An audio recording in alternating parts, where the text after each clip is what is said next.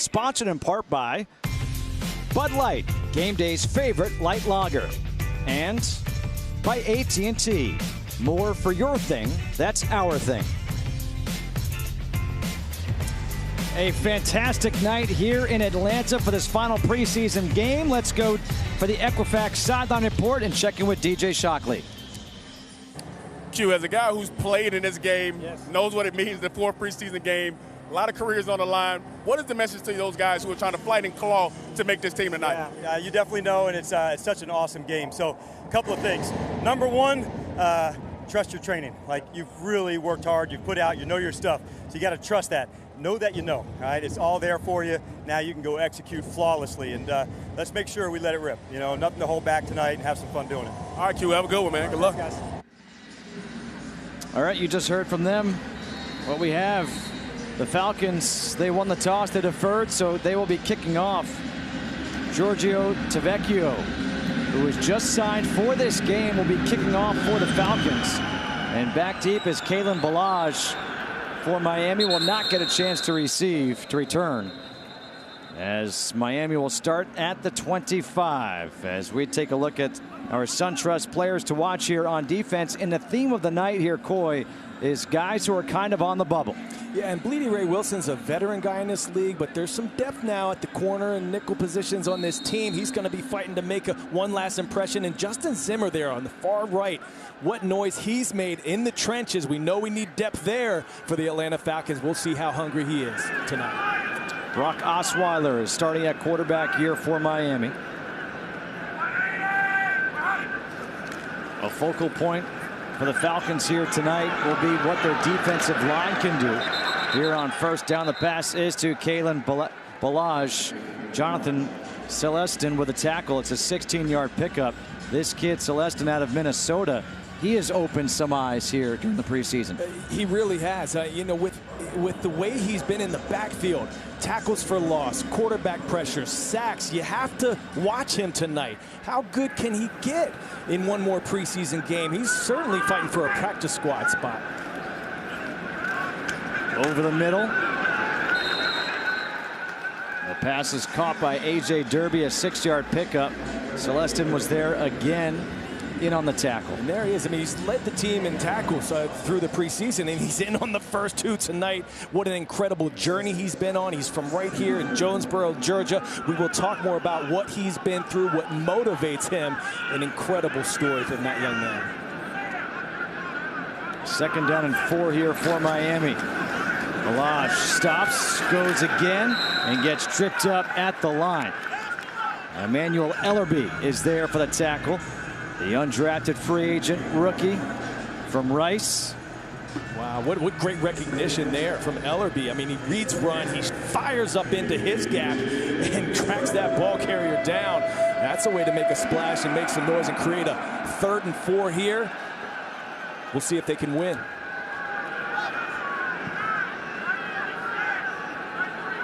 Again, each of these players fighting for their spot, trying to make a name here in this final preseason game.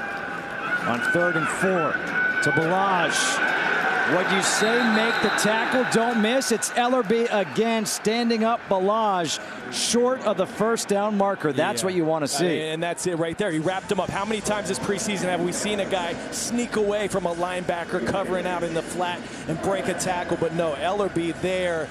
He's talked about the speed of the game being the hardest adjustment from him, having played at Rice. Well, right there, he was right on time, right in the face of that running back. And now going forward here on 4th down is Adam Gase and the Dolphins.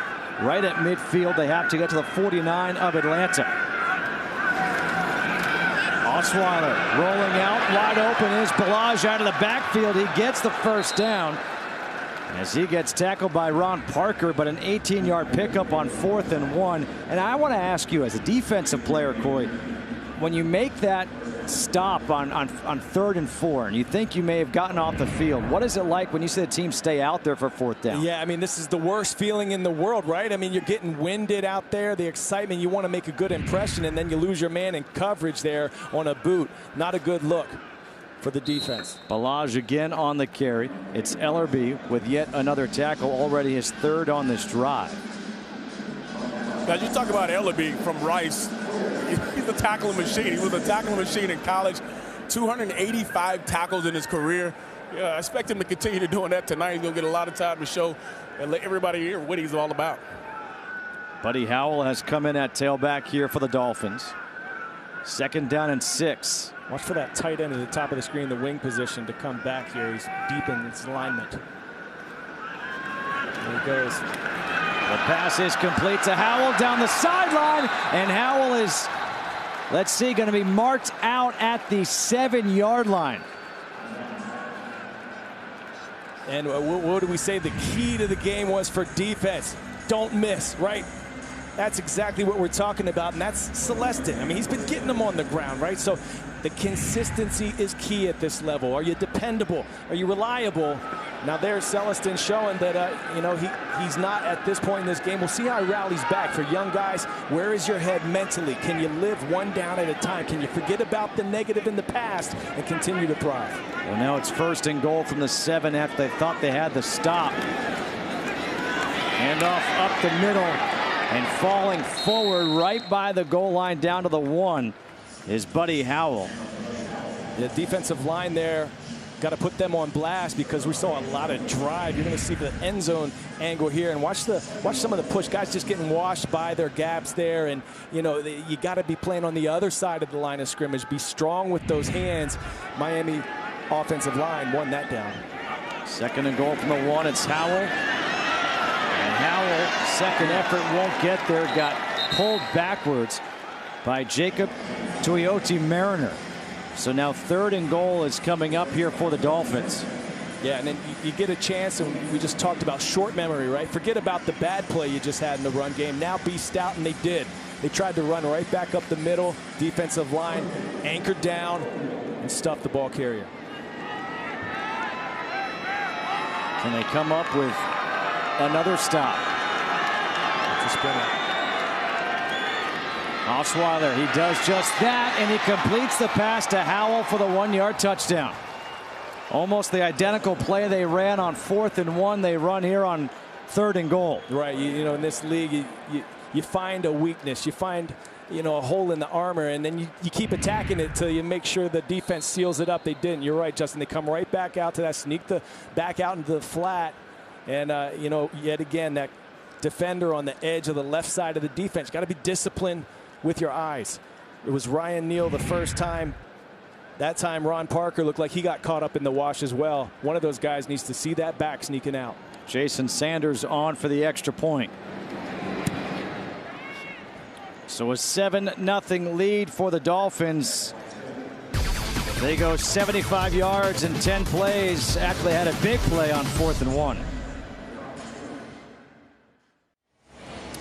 7-0 Falcons trail as we take a look at our SunTrust players to watch on offense here tonight, Coy.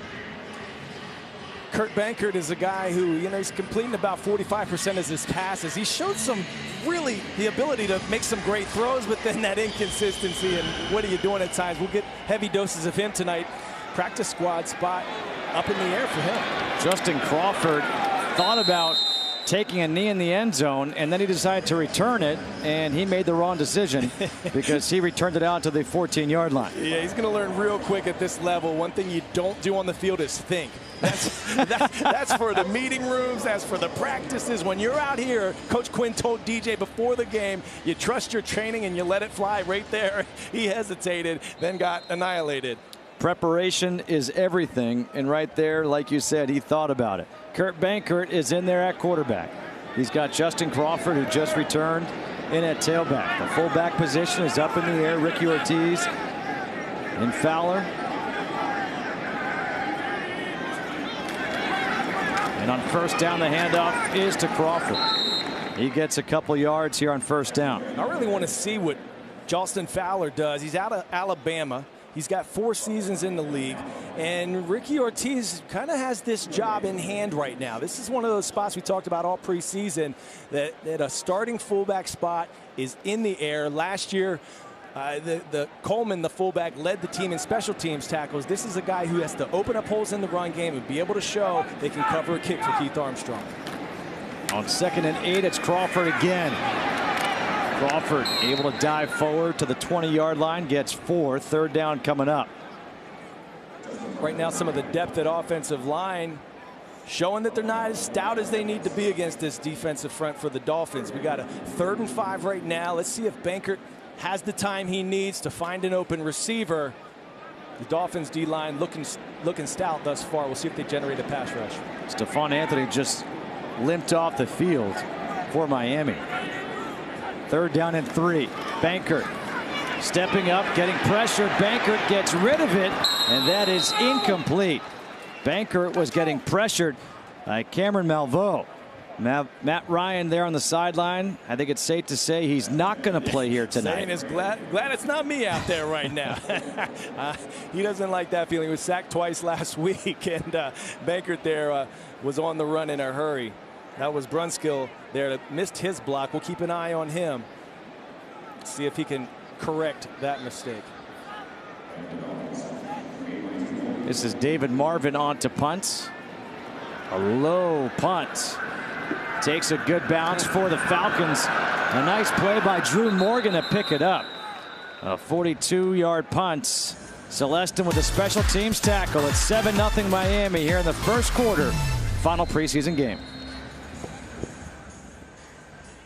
Marquand Manuel's defense thought they had a stop on the first drive. They stopped him on 3rd and 4, but Miami went for it on 4th and 1, converted, and then ended up scoring a touchdown. Brock Osweiler was 6 for 6 on the opening drive for 65 yards. Here he is, his first throw on this series, and it's an incomplete pass. A little miscommunication with Leonte Carew. Bleedy Ray Wilson there on the coverage.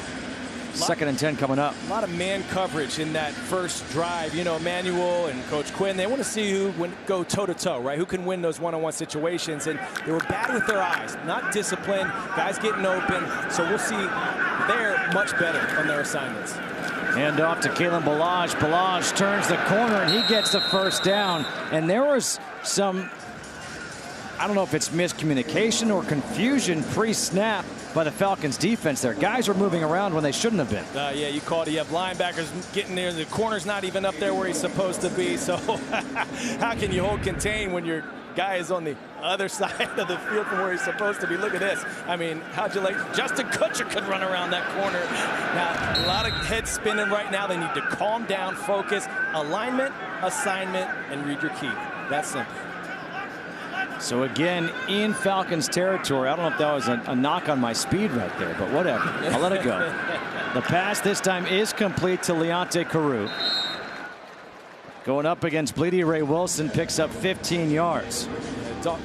Dolphins offense just kind of having their way right now with the Falcons defense. And Bleedy Ray Wilson out there, and he went into press, and the receiver got him turned. And thought he was going deep, and all of a sudden the receiver's running a slant route.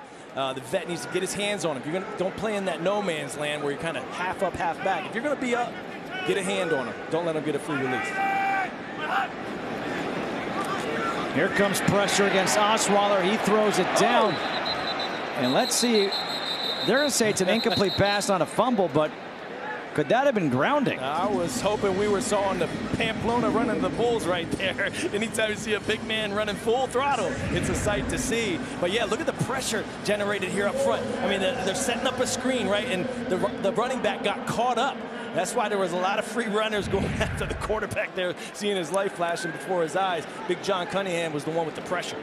You guys laughing, but that is not a good feeling when those guys coming scot-free right at you. Well, Shock, you're a big dude, and Osweiler's 6'7", 240 as he zips that pass in for completion to Rashawn Scott for 10 yards, and a couple of flags come flying in. Man, what a rocket that was, wasn't it? Yeah, defensive backs and linebackers jumping all over this thing. I really like the play that was almost made there by Chris Lamons. I mean, he laid out for that thing.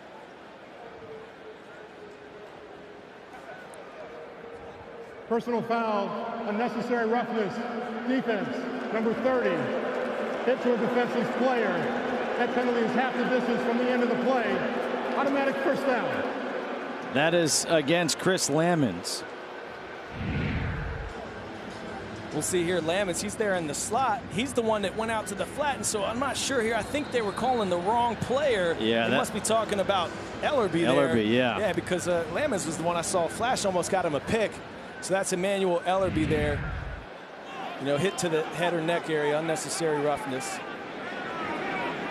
That defense has to buck up here, Justin. They do once again. Play action. Osweiler to the back of the end zone. Incomplete. Much better there. You see a lot of those boots and those sprint out action. We're getting them on that first drive there. Much better with their discipline, had their men locked down. Hey, Shock, I'm going to ask you this question as Brock Osweiler is 6'7". I don't know what it's like to be tall. You're pretty tall. What's the difficulty when you're a tall quarterback? Well, when you're 6'7", you're a little bit different than the average quarterback. But 6'7", the angle, you're always trying to throw it downward at guys because the angle of how you're throwing the football. Most guys are 6'2", 6'3". The ball's coming out at an even angle. But when you're 6'7", Kalen Ballage goes in for the touchdown, bouncing off a couple of would-be tacklers. Another touchdown here for the Dolphins. Keep going. When you're 6'7", though, and your angle, your arm angle gets high and you're throwing it down, you're almost 7 foot tall kind of with the arm angle. You guys who are 6'2", 6'3", the arm angle goes up to 6'4", 6'5", so you're ending up throwing it at an angle where your receivers are. So if you're a tall guy, you got to kind of angle the way you throw it. But Osweiler is not having any issues tonight, and they got him on the move. They got him movement, so he's doing a good job of distributing the football. The Falcons are going to do a better job of finding these guys in space. So if you're like 5'8", you think you're like 5'10" when you throw it? Is that what you're saying? Yeah, so you gain a couple inches, Kutch, so you'll be just fine, man. And I don't know why Coy's talking about your speed, man, because I've seen you eat, so I know you're fast at some things. Oh, he'll clear a plate real quick, but I don't know about out there on that turf. Well, on for his second extra point will be Jason Sanders here for the Dolphins. Not the start defensively that Marquand Manuel wanted to see out of this crew. And it's a quick 14-0 lead here for the Dolphins in this first quarter. With 6:22 to go, Kalen Ballage, the fourth-round pick out of Arizona State, takes it in from 9 yards out.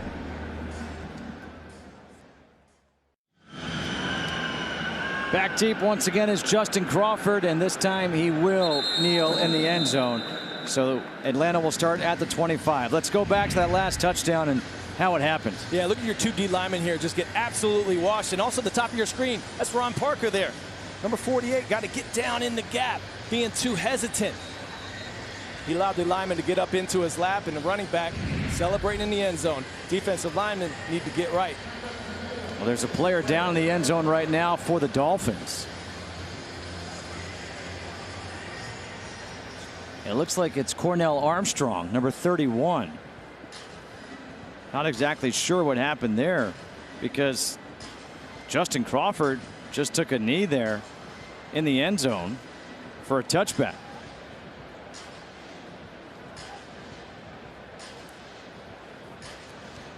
So 6:22 to go here in this first quarter. The Falcons trailing 14-0. And opening night of the NFL is 1 week from tonight.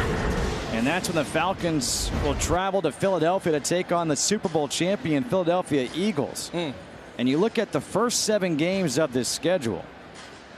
Yeah, you look at this thing and call it the Pennsylvania sandwich. You have Philly up there, at Philly, and then at Pittsburgh, right? And everything in between, all the meat of that. You got 2 of your division opponents. I mean, this is a grinder to start the season. If they can get through this successfully or semi-successfully, they're going to be feeling real good about themselves the rest of the season. I mean, that is a monster to start weeks 1 and week 5 at Philly, at Pittsburgh, and then at home versus Carolina and New Orleans. Look out. If it's a Pennsylvania sandwich, do they have French fries on it, or is that just for Pittsburgh? Oh, come on now. You can put anything on anything on it you want. But look, 4 of those 5 teams are returning playoff teams. Look at Justin. You say something about food, and he can't stop thinking about it. The man's a garbage disposal. I'm focused like a fisheye. Oh, we got to tell that story later. Well, there's 6:22 to go here in the first quarter. We'll have plenty of time.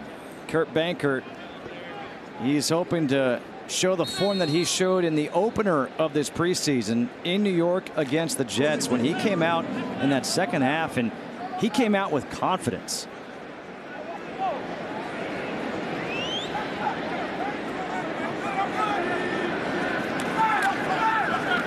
Banker on first down, throws over the middle, a drop pass there by Reggie Davis. Just what we talked about in the open. You've got to be crisp. You got to avoid these drop passes. Look, that's why we put that at the Home Depot tools to the game. You need to prove that you're dependable. You're the team whose receivers led the league in drops last year. Last week there were 3 or 4 of them. Again, Reggie Davis is a guy who's fighting for possibly a roster spot the way he'd been playing at this point. There's practice squad spots as well, but that one, come on, man, you're running. You're still running if you make that grab. Banker. This time it's incomplete. The pass intended for Devin Gray. Good defense by Torrey McTyer. This was last year. 28 drop passes by the Falcons. 7 of those drop passes were tips that led to interceptions for Matt Ryan. Yeah, 5 of Matt Ryan's 12 interceptions came off of drops or tips by his own receivers. That no one else in the league even came close to that. It was like an unfortunate season for Matt Ryan in that regard. But you can't have that same sort of lingering open wound heading into this season. On 3rd and 10, pressure coming, and down goes Banker. A loss of 4 on the sack by Jonathan Woodard. So on first down, this series right here reminds me a lot of the opening defensive series for the Falcons. That play to Reggie Davis could have gone a long way, maybe the distance. Yeah. On that first series defensively, you saw the stop on 3rd and 4. Came up shy by 1 yard. Yep. Miami went for it. Since then, it's been a totally different game. Drew Morgan lets it bounce. It takes a Falcon roll. This one will be down right around the 30-yard line. That's frustrating for Banker. You got 5 guys to block 4. They didn't even blitz, and then you'll see at the top of your screen, right around the edge and right around Matt Gano. Sack for the Dolphins.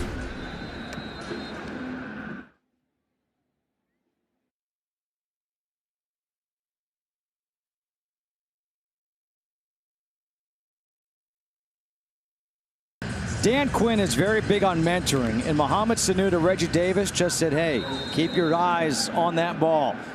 Got to stop with the drop balls for the receivers for the Falcons as Miami takes over at the 29-yard line. Empty backfield here on first down for Brock Osweiler. Osweiler's had his way with the Falcons defense, but not this time. They get to him. A loss of 7 on the sack. Anthony Winbush was there, Garrison Smith was there, and that's what Marquand Manuel wants to see. Yeah, you really like off the edge of the right side of the defense there. That's a way to get skinny, to lower that shoulder so that offensive lineman, that tackle, look at the left side of your screen there. You get right up under that hand, didn't stand a chance. Like the speed, like the agility to get down low, almost parallel to the ground. How are you going to block that? Now 2nd down and 17, Buddy Howell in at tailback. Osweiler dumps it off to Howell, and Howell breaks free of a tackle. Celestin had the tackle, made the tackle, but there was a missed tackle by Ryan Neal, a pickup of 4. Falcons football, it is back. There's still time to join the action here at Mercedes-Benz Stadium this season. Visit AtlantaFalcons.com/tickets to learn more. Yeah, I'm really looking forward to this season. They're adding some new bells and whistles in here up on the overlook. You know, the Sky Bridge there. They're going to have a DJ every week. And there's a new voice of the Falcons on game day. The Atlanta icon, Ryan Cameron. Should be fun stuff. Here on 3rd and 13. The crossing pattern. And this time the defense will get the job done. Just a pickup of 4. A punt is coming up here for Miami. It's going to be Isaiah Oliver back deep. We know the young man, the 2nd-round pick, needs to develop at the corner position. They like his ability, his stature out there. They've been giving him looks at punt return, and we know he had a couple of drops this preseason when it comes to catching a punt. Keith Armstrong has to be able to trust him. What's he going to do here? All eyes on him. Oliver makes the catch at the 20. You could see he was so focused on making that catch after a 49-yard punt. Returns at about 5 yards. And Shock, I want to talk to you right now. The mentality of a quarterback. We showed the drop passes last year for the Falcons. They led the NFL. Now we've seen drop passes here in the preseason and in this game. As a quarterback, what goes through your mind when you see your receivers drop balls time and time again? Well, it's tough to see it, and you want to encourage those guys because those are the guys you have to throw to. But those guys got to hold their own. They have to make those plays, and sometimes it gets you out of rhythm. You do everything you're supposed to do at play action. You put it in the right spot, and they drop it. You got to continue to encourage these guys, but it is one of those things that kind of gets you out of rhythm as a quarterback and as an offense, as we saw last drive. Hand off to Justin Crawford here on first down. The flag is thrown in the backfield. This could be coming back against Atlanta. Dolphins defensive line really working. That's against Matt Gano. Yeah, Gano's struggling a bit here. We saw him give up a sack, you know, the last drive, and they're just kind of getting overextended. I mean, he's trying to get some push on that edge player, and as the edge player tried to pull away, he pulled some jersey, and official right there to be on top of it. I mean, this is what you get last preseason game, right? Guys overextending themselves. Justin, you and I talked about it before the game. We said we might even see a scuffle out there on the field because guys are fighting for their dreams to stay alive. Now it's 1st and 20. Play action. Bankert taking the shot over the middle. That ball's tipped and picked off. Going back the other way here for the Dolphins is Stephon Anthony. An 18-yard return. It was initially tipped by Torrey McTyer. There is a flag on the field. Yeah, but Bankert had all the time in the world there to throw. Their defense was in quarters coverage. He didn't have any rovers or any middle field safety there. Just lead the receiver on that one. You're going to have a nice gain, but it was on that back shoulder, defensive back. Man, that's a dream. See that pass coming at you. Dolphins capitalizing. During the return, personal foul, illegal low block by the passing team, number 80. Half the distance to the goal is added to the end of the play. Miami's ball, first down. This is against Troy Mangan of the Falcons. Yeah, here's the dig route, right? And you see 24s in trail. I mean, just lead them. There's no one over there. The other side of the field was cleared out. Bankert had a beautiful, you see, just behind him. And, you know, Shock, sometimes you're a young guy in this game. What's going through his mind there? Why didn't he lead him? As you watch that play, it looks like Bankert was just trying to be too perfect. The last one, he led Reggie Davis, and it went through his hands. As a quarterback, you have to put it in the spot you're supposed to and allow those guys to make the plays. That time, he tried to be a little bit too perfect. What's the defense going to do? Sudden change? Are they going to run a sprint out here at the bottom of the screen? Be disciplined with your eyes. Osweiler, 1st and goal from the 8. Throws low. It is caught. Breaking a tackle and now down inside the 1. A 7-yard pickup. Now this is Malcolm Lewis with the catch. You know, I wonder what the folks at home feel right here. You know, Ron Parker there, he had a shot, had him lined up, could have clobbered him right, but why didn't he wrap up? Or is it because of the new helmet rule? He's afraid to hit him. On 2nd down, they punch it in from 1. It's Buddy Howell for the touchdown. And how about this? The Dolphins have put up 20 points already here in the first quarter against the Falcons. Yeah, really just having their way. I mean, I've seen wet paper bags be able to hold boulders better than this defense is holding this Dolphins team right now. I mean, look at this here. Just straight up the gut. This is what they've done the past 2 times they've been down there. You know it's coming. You can't get manhandled like that. You got to be strong, be tough, be stout, be resilient. They're not that right now. They're going to have those vets talking to them when they come off to the sideline. Coaches as well. It's Greg Joseph on for the extra point. And his kick is good. Well, right now it's time for AT&T Meet the Rookies. We introduced you to the Falcons receiver and special teamer Russell Gage, who attended Redemptorist High School in Baton Rouge, Louisiana, then went on to LSU. His first 2 years played defensive back, and then he showed that athleticism. He became a wide receiver, made catches like this. And now he is up here with the Falcons, going up top, making catches like that. A 6th-round pick.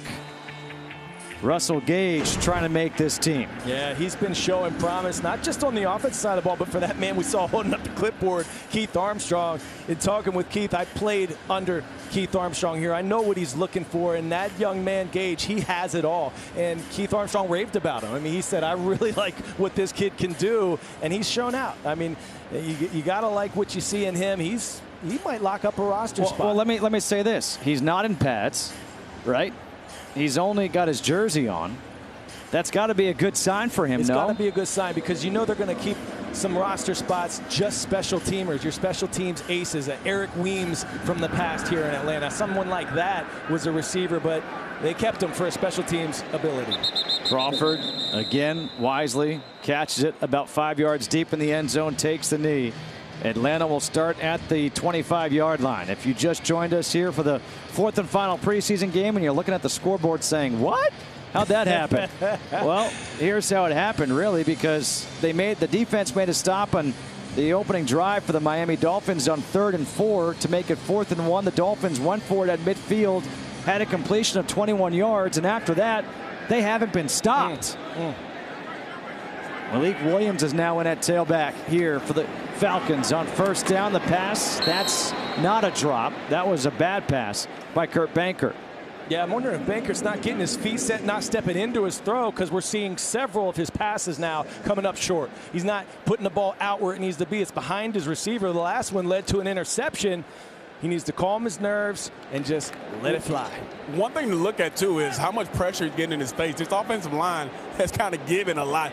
The Dolphins are really attacking his offensive line right now. Maybe he's got pressure in his face as well. Yeah, that would be a good reason why he's not stepping into his throws, Shock. Yeah, they certainly are struggling. They do have their hands full with this defensive line for the Dolphins. We've seen sacks, we've seen pressures, we see them playing on the other side of the line of scrimmage in the run game. Here we see a little split zone action. And Williams is seeing that defensive line getting washed out. He tries to bring it all the way back. That's a long way to go. They want to see you get vertical. 3rd down and 8. The Falcons in danger of going 3 and out yet again. Banker dumps it off to Malik Williams. He's got the first down, goes for the hurdle, completely clears his defender. Wow, how about that for athleticism? Just jumping over Jordan Lucas and picking up 16. Oh, the rare air. I love it. Malik Williams getting vertical on him. I mean, that's incredible athleticism by that young man right there. Right over the top of Jordan Lucas. I mean, that'll humble you real quick. He said, dang it, I'm going to be on the highlight reel all night now. That's a big man getting up. 6'3", 215 out of Louisville, the undrafted free agent. Wow, getting the vets excited on the sidelines. Untouched. Play action now. Banker comes up short on the throw to Devin Gray. Underthrown again. We got to take another look at Malik Williams on this play. This is a kid who suffered a gruesome wrist injury last October. Folks didn't think he'd be back for the season. His arm got bent all the way back. Can he hand up blocks? Can he catch the rock? Can he do pass protection? Well, I'll tell you one thing he can do. My goodness. I don't know if he's lefty or righty, but usually if you're a righty, you jump off your left foot. He just jumped off his right foot and got that high. Here he is. Now, sometimes you see a spectacular play give a boost of confidence to a young player, and now I hadn't seen him hit a run like that all preseason. He had a little bit extra burst. There was not as much hesitation or tapping his toes that we've seen out of some of these younger backs. Now he's hitting it and getting it. Let's see if Sarkisian keeps trying to feed the man. That was a heck of a call on the screen. Now we're running with him. Let's see if he keeps him in action here in the 3rd down. Banker might go to him as a safety net. 3rd and 5. Williams goes out in motion now, empty backfield. Banker to the far sideline, completes the pass to Christian Blake, but that is going to be short of the first down marker. We'll see if the Falcons will go for it when we come back. But the end of the first quarter, it was all Miami as they lead 21-0 over the Falcons. We'll be back after this short timeout.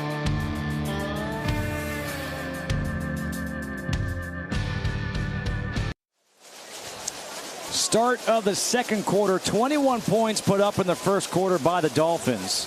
And it's 4th and 1 here at the 48 of Miami.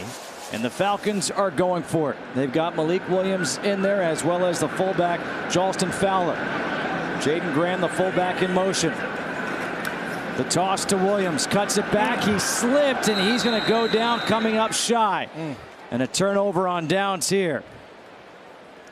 That was the 50-yard line that got him that time. Turf monster, undefeated in this game. He had a crease. He went to hit it, and those cleats just couldn't hang with him. See how the defense responds here again. I mean, this is kind of like a sudden change. There it is. You're going to see just a little bit of a slip, not able to get that right foot under him, but he'd have had that first down easy. I think it was the gray paint of the Falcon. The Falcon is a beast now. I mean, top 10 in the league last year defense. And so, yes, that Falcon can tackle. David Fales is now in at quarterback here for Miami.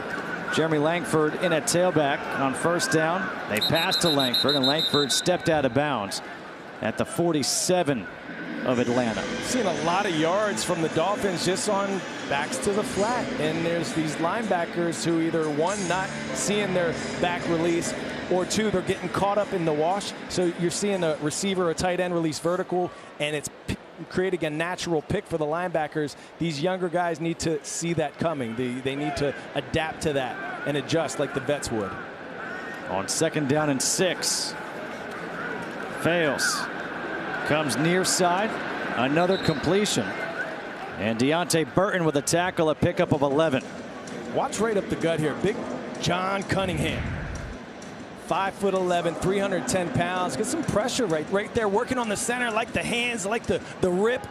Yeah, that'll make you get rid of it quick. You get some help from these DBs back there, and now you're working with something. Miami, though, moving the ball now at the 36-yard line. Fails. Again, another completion. This time to Isaiah Ford for 6. Big John Cunningham out of Kent State. I mean, he was double teamed a lot. He's a solid run defender. He caused some problems with the offensive line with his sheer strength, right? And that's what we saw right there. He got up under that arm and then just walked that center back into the lap of the quarterback. This dude squatted 700 pounds last summer, so let's keep our eye on him. He's down there at the defensive tackle position. I thought that's your warm-up. On 2nd and 5.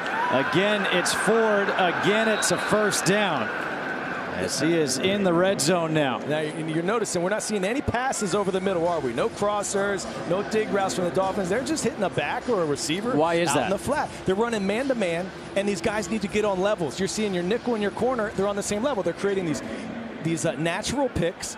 And the guys, Falcons, are running into each other. So look at the top of your screen. See how they're in the same level? The slot in the corner, you got one guy has to be up, one guy has to be back. If they cross, you're going to hit your teammate. Fails to the end zone. That one nearly picked by Deontay Burton.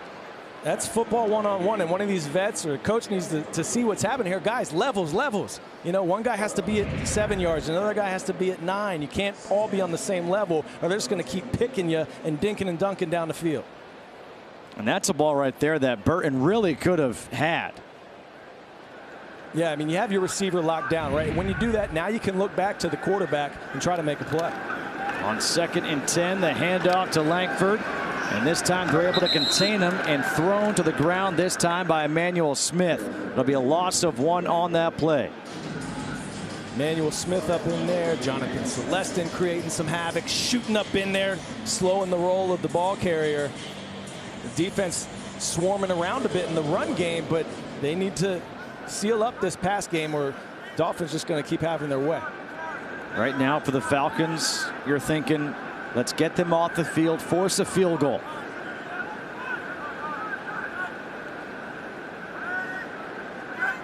On 3rd and 11, fails, pressure, they set up the screen. Langford gets tripped up, he was down, the tackle is made by Emmanuel Smith.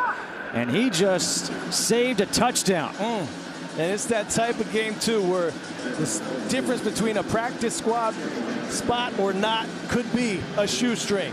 Emmanuel Smith right there, reaching out, getting a hand on the backs ankle. He did a great job of reading the screen, beat a blocker to get there, and got the guy on the ground. Nice play. Fellas, as we watch this field goal, one thing to watch for is these guys making plays, individual plays as well. We know it's a team game. You want to win the ball game, but other guys like Cunningham making plays when they can. A 33-yard field goal attempt is good by Greg Joseph. That'll make it 24-0. But Emmanuel Smith, a couple of good plays for the Falcons on that drive, including this one. That may have been a touchdown-saving shoestring tackle, but it's 24-0 Miami.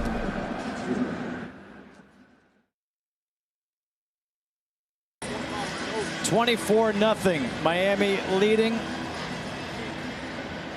And back to return is Justin Crawford. No chance. He's saying, dude, give me a shot. I'm back here. I want a chance.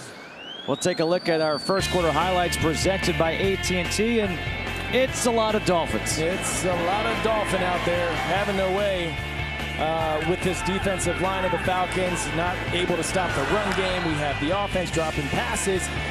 And then there you go, the missed tackles, name of the game, right? And when we talked about that, we made it one of our tools. But Malik Williams, highlight of the game by far, maybe of the week in preseason. That's a keeper there. He's going to remember that. We see how the vets get hype on the sideline for that. Here is Malik Williams. Flag is thrown. Another flag is thrown. 2 flags on the play. Stephon Anthony says this one's going against the Falcons. Holding. Offense. Number 80. 10-yard penalty. Replay first down. He is correct as it goes against Troy Mangan. That's Troy Mangan there, the rookie out of Ohio University. It's going to be the left of your screen there with the hold. You see that's kind of what Gano did the last time as well. I mean, you see just you see these guys just really straining, right, to try to make a play, make a good block, and you just overextend yourself. He made the tackle. It wasn't a missed tackle. Screen.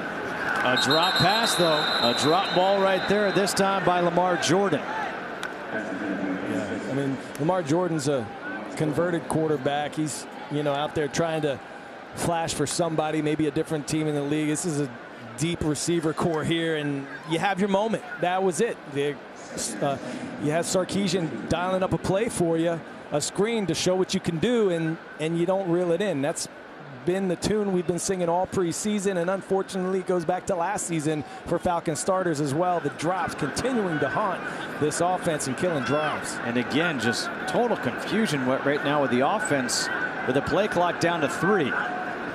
Banker gets the snap off, pumps once, goes right back to Jordan, and Jordan makes the catch this time for 6. A little bit more time for Banker to throw. The offensive line created a nice pocket there. That allowed the route to develop, and you get a positive play. Look what happens, but look at what we've seen. No, look away. That's tough on the bottom left of your screen there. That's ugly for Falcons fans sitting at home watching this offense sputter along here. Now we're sitting at a 3rd and real long. Send them deep. 3rd and 14. 4-man rush. Banker forced out of the pocket, just dumps it off to his tight end, Jaden Graham. Gets 6 yards, a little bit more room for the punter, David Marvin. I tell you what, the one positive that I've seen so far is just being here at Mercedes-Benz Stadium with the roof open. It's awesome. Yeah, this is gorgeous. Totally transforms the game day experience, doesn't it? Yeah. Man, makes you wish you were a player again. Be able to play under the stars and the sun here once the regular season gets rolling. It's good stuff. Drew Morgan from the 25. On special teams, guys can make name for themselves.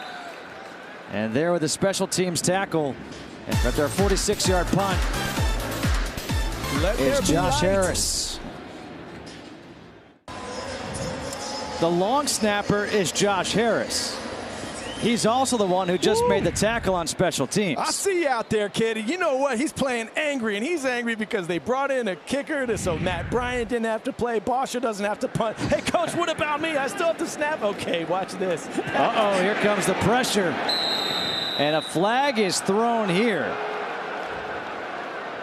It was Garrison Smith on David Fales. Personal foul, roughing the passer, defense. Number 93, 15-yard penalty, automatic first down. This is, man, as a former defensive player in the league, I hate to see this. Top of your screen, look at this. I'm in agreement with you. I mean, you see this happen. What, he landed on him? I don't know how you stop. How do you stop? That's I don't know. Like how if you're in the act of making the tackle and he gets rid of it, how do you physically stop yourself? And he even looked like he tried not to land on him. Garrison Smith, you keep doing you. Keep getting back there in the backfield. Do it again, baby. A lot of times as a quarterback, I don't agree with the hits, but that was pretty soft there. I don't know what they called that. You know what it is, and it's one of my pet peeves. There he is too. He got in the backfield again. Good job by this defensive line who was getting eaten alive earlier. A loss of 2 on this one. Yeah. Garrison Smith. But guys, to me, I feel like the officials, not just in football, but really in basketball, they make calls based on reactions as opposed to making the calls based on what actually happens. Right. So you saw David Fales go to the ground hard, and you thought, oh, it's got to be, roughing the passer. But it wasn't. No, that was a heck of a play by Garrison Smith. 2 plays in a row. Look at him now walking the lineman back into the quarterback's lap. And all of a sudden, this Falcons defense has woken up. They have. Yeah, and you got to start fast, right? Any football game, and the Falcons in the regular season, they're going to Philly. You got to start fast. They find themselves in a big hole here, but now we're seeing they're just playing their game. They're simple. They're one assignment that Marquand Manuel's assigning to them, and they're hitting it with full speed. We're seeing them fly around a bit and swarm a bit like we see the starting defense do. So, yeah, really picking it up. Big 3rd down here. Got to get off the field. 3rd down and 6 here for Miami. Fails. He completes the pass on 3rd down for the first down. And a player is down here for Atlanta. It is Bleedy Ray Wilson. Bleedy Ray Wilson, 6th-year player out of Connecticut. He's just made a gesture towards that left shoulder. Yeah, it's kind of awkward. He was out there and playing the zone. It looked like he's getting back into his 3rd coverage. He sees that it's a short route there, and he comes up, and maybe that right arm, the elbow, jamming his shoulder back up in. I've been there before, and that's not a good feeling. It's usually a real sharp pain. But you see him there looking in the backfield. It's kind of a double move, and another big 3rd down conversion there for the Dolphins, and that's a vet, Bleedy Ray Wilson. Down there on the field now. He's one of those guys that's really fighting to prove his worth tonight. And he's thinking about his future here as he's walking off the field. 24-0. Miami leading here in the first half. Justin Kutcher alongside Coy Wire and DJ Shockley from Mercedes-Benz Stadium here in Atlanta. The final preseason game of the season. And Falcons fans score a touchdown with low tire prices at Kaufman Tire, the official tire retailer of the Atlanta Falcons. Visit KaufmanTire.com to find a store near you. Falcons fans are hoping for a touchdown of their own here. They've had just 2 touchdowns the entire preseason so far. Should be a run to our left here. We'll see what the Dolphins bring. It's Langford in the backfield. David Fales under center. There it goes. As Coy Wire called it. Langford now gets gang tackled right around the 40-yard line, picks up 5. The first one there is Emmanuel Smith. Falcons doing a bit better there in the trenches against the run. They were getting washed by a lot, not getting a lot of movement. But we're seeing guys hold contain. They're getting aligned. Remember earlier in the game we had a corner who was lined up on the wrong side of the field, and they ran the ball out around the edge, out the gate. So they're correcting a lot of the correctables, if you will, that were haunting them early in the game, and now they're starting to settle down a bit. 2nd down and 6. It's Langford again, starting and stopping. And Langford will come up 1 yard shy of the first down marker. It's going to be 3rd and 1. Emmanuel Smith with a tackle again. Well, Coy, let's talk about this, and Shock, you can join us as well. Topics of conversation coming into this preseason. The D-line, who steps up here on 3rd and 1. The D-line just stepped up as the player was down, the official says. But it was who steps up on the D-line, red zone efficiency, and drop balls. So as we are now in this final preseason game, your assessment, where are they? Well, after last week, you know, we saw some big runs out of Corey Grant, out of Leonard Fournette against the starters. You know, you didn't have Deion Jones out there. You didn't have Rico Allen. So there's the center of your defense. And yes, you had that working, but you had guys stepping in who know how to play the game, and you're not really feeling great about your depth there at defensive line or at linebacker right now. So there's that. And then offense, I mean, red zone, you're playing against a tough defense in the Jags. Yes. But you get down there and you had, you know, guys dropping passes again. They're 0 for 5 on third down. Just very unsettling, right? You want to be sharp coming out of that third preseason game if you're a starter in all phases of the game. And that's not the case. But as I said last week, it could have been the best thing that ever happened to this team. Sometimes when you get smacked in the face and you get beat around a little bit, it wakes you up. It's a slice of humble pie. You go back to the drawing board and get your mind right before the time when it really counts and really matters. This will be a 53-yard field goal attempt by Jason Sanders.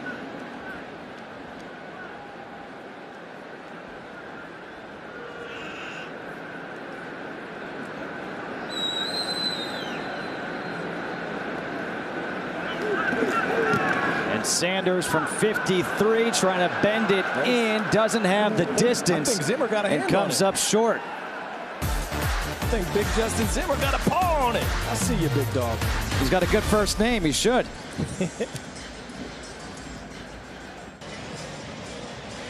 Keith Armstrong in charge of the special teams, which is such a vital part of this Falcons team, of any team, and such a vital part of this fourth game, where the guys could make the team or not make the team. On first down, play action, trying to set up the screen, and that ball is batted down at the line of scrimmage by Cameron Malveaux. But let's go down to the sideline and check in with DJ Shockley, who's got a special guest. Yes, this special guest is my man Vic Beasley, fourth year. Vic, coming into this season, what's your preparation been like to get ready for your fourth year in the National Football League? Man, honestly, just working extremely hard, you know, preparing myself very well, taking coaching and just learning from my past experiences. Now you're moving back to a position where you want to be is rushing the passer. You've had to play linebacker last season. How do you feel going back to being able to rush the passer and get after guys like me and you want to tackle and hit? Man, I feel good, man. You know, I'm open to whatever the coach have me play, you know, whether it's linebacker or defensive end. You know, I feel like I'm good in each position, but I feel like coach thinks my best asset is rushing passes. So, Clemson, Georgia, is there a chance that Clemson plays Georgia this season, and who wins? Truthfully, Vic. Honestly, I don't think there's a chance. I think it'll be Clemson, Alabama. I don't think Georgia. So Georgia not even going to make it? Nah, I don't think Georgia's going to make it. No? I don't think they're going to make it that far. All right, man. Big, appreciate it, man. Stay healthy, man. And appreciate you joining us. Love it. Love it. Oh, Shockley. Wide open wide receivers, Christian Blake, but the throw was behind him by Bankert. And this offense is stagnant again. Yeah, I'm not even going to put that one on Blake as a drop. No. I mean, he got a hand on it, but man, Bankert again behind his receiver. He's not putting it out there, and there was no one in the middle of the field again. Can go ahead and lead him. But by the way, did you see Beasley's face when Clemson was mentioned and Shock said Georgia? Oh, he lit the up. Smile right away. I wish I could have seen Shock's face when he said they weren't even going to be in the picture. I couldn't believe it. Well, believe it. That's what he said. You're going to hold him to it all year long. Well, it's time for Winning in the Trenches, presented by Georgia Power. Let's check out Falcons left tackle Jake Matthews signed that big contract extension at the start of camp. A third-generation NFLer. His grandfather, Clay Matthews, played for the 49ers. His father, Bruce, Hall of Fame offensive lineman. His cousin is Clay Matthews, the third. And, oh, yeah, in college, he protected Johnny Manziel, the Heisman Trophy winner, and then he was the first-round pick in 2014 of the Atlanta Falcons. He's what they call a breeder. Fourth member of his family selected in the first round, seventh to play in the league. Incredible. A wide-open running back, Jeremy Langford, on that swing route, the wheel route, and fails, missed him. Hey, they just cannot figure out, these linebackers, that they're going to run a back to the flat, with a receiver coming at you, there's going to be action. You see levels, understand, look to where your threats are. Know that they've been hitting you with it all game long. There's going to be traffic. You got to either go under it or over top of it. You can't try to go through it. Fails under center on 2nd down and 10. Langford takes the handoff. Nice play. And there are a couple flags thrown. Emmanuel Smith with a tackle. A 4-yard pickup, but most likely coming back. Holding. Offense. Number 72. 10-yard penalty. Replay 2nd down. It's against Eric Smith. I like how Eric asked the referee, Ronald Torbert. 72, you said? Me? Yeah, 72. Okay, just checking. Defensive line getting some more push, more pressure. Tuatoe Mariner there was the one on the edge, and also Justin Zimmer there being relentless in his pursuit to the ball. He got in on the tackle there at the end of the play from his defensive tackle position all the way out there near the sideline. 2nd down and 20. The screen pass for Langford. And this time a good tackle is made. Combining on it was Cunningham and Marcellus Branch. Yeah, Big John Cunningham. I like that pursuit there from the big man. I mean, this is the guy we're talking about earlier in the game. That squatted 700 pounds last summer at Kent State at his pro day. He led the group in the bench press too, putting up 225 25 times. Dad played at Toledo, has some. On 3rd and 20. Fails, throws this one out of bounds, so the defense does the job. But let's go back to that last play. You talk about John Cunningham running it down from the inside. Give Marcellus Branch, number 38, the corner on that particular play for pushing it back inside, taking on one of those big linemen and forcing it back inside to John Cunningham. Those are the plays that the coaches look at when they talk about guys who have a possibility of making this team. Teamwork, dream work. Like it, Shock. Trying to be part of the brotherhood.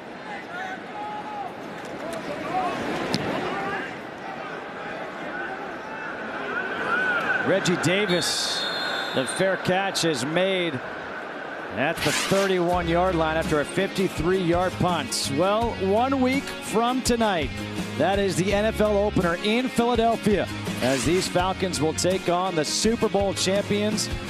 They have not named their starting quarterback. Is it Nick Foles? Is it Carson Wentz? If I had to put money on it, I'd say it's Nick Foles, but that's just me. But regardless, you will see the first-team offense, the first-team defense for both teams out there on Thursday night, a week from tonight. And, Coy, you said last week that you think this Falcons team has a chance to have a historic offensive year. Yeah, if they're operating on all cylinders, they're not dropping passes, and they have all the tools there. They have the depth. They're more experienced, more talented than they were 2 years ago when they put up the 7th best offense of all time. They have that kind of talent. So if they can give Matt Ryan some time and keep that ball moving, you know, Julio and Devontae Freeman, they should be fresh, right? We haven't seen them all preseason. Let's hope they're sharp. But look out. I mean, this Philly team's going to be tough, though. I mean, they have shocked the world last year, winning their first ever Super Bowl with Foles under center. And they showed that they had one of the deepest rosters in the league. And they had some wicked good veteran talent as well. They're going to be even better, potentially. A handoff here to Malik Williams. He gets 2, 3rd and 8 coming up with under 4 to play here in this first half. Just to let you know, we'll be joined by both Arthur and Angie Blank in the 3rd quarter. We'll be talking a lot about this Falcons team coming into this season. We'll be talking about Mothers Against Drunk Driving with Angie, and what it's going to be like to host Super Bowl 53 here at Mercedes-Benz Stadium. That's all coming up in the 3rd quarter, as this pass over the middle is incomplete to Dantes Bird, throwing into double coverage. Offense is unable to keep the ball moving down the field.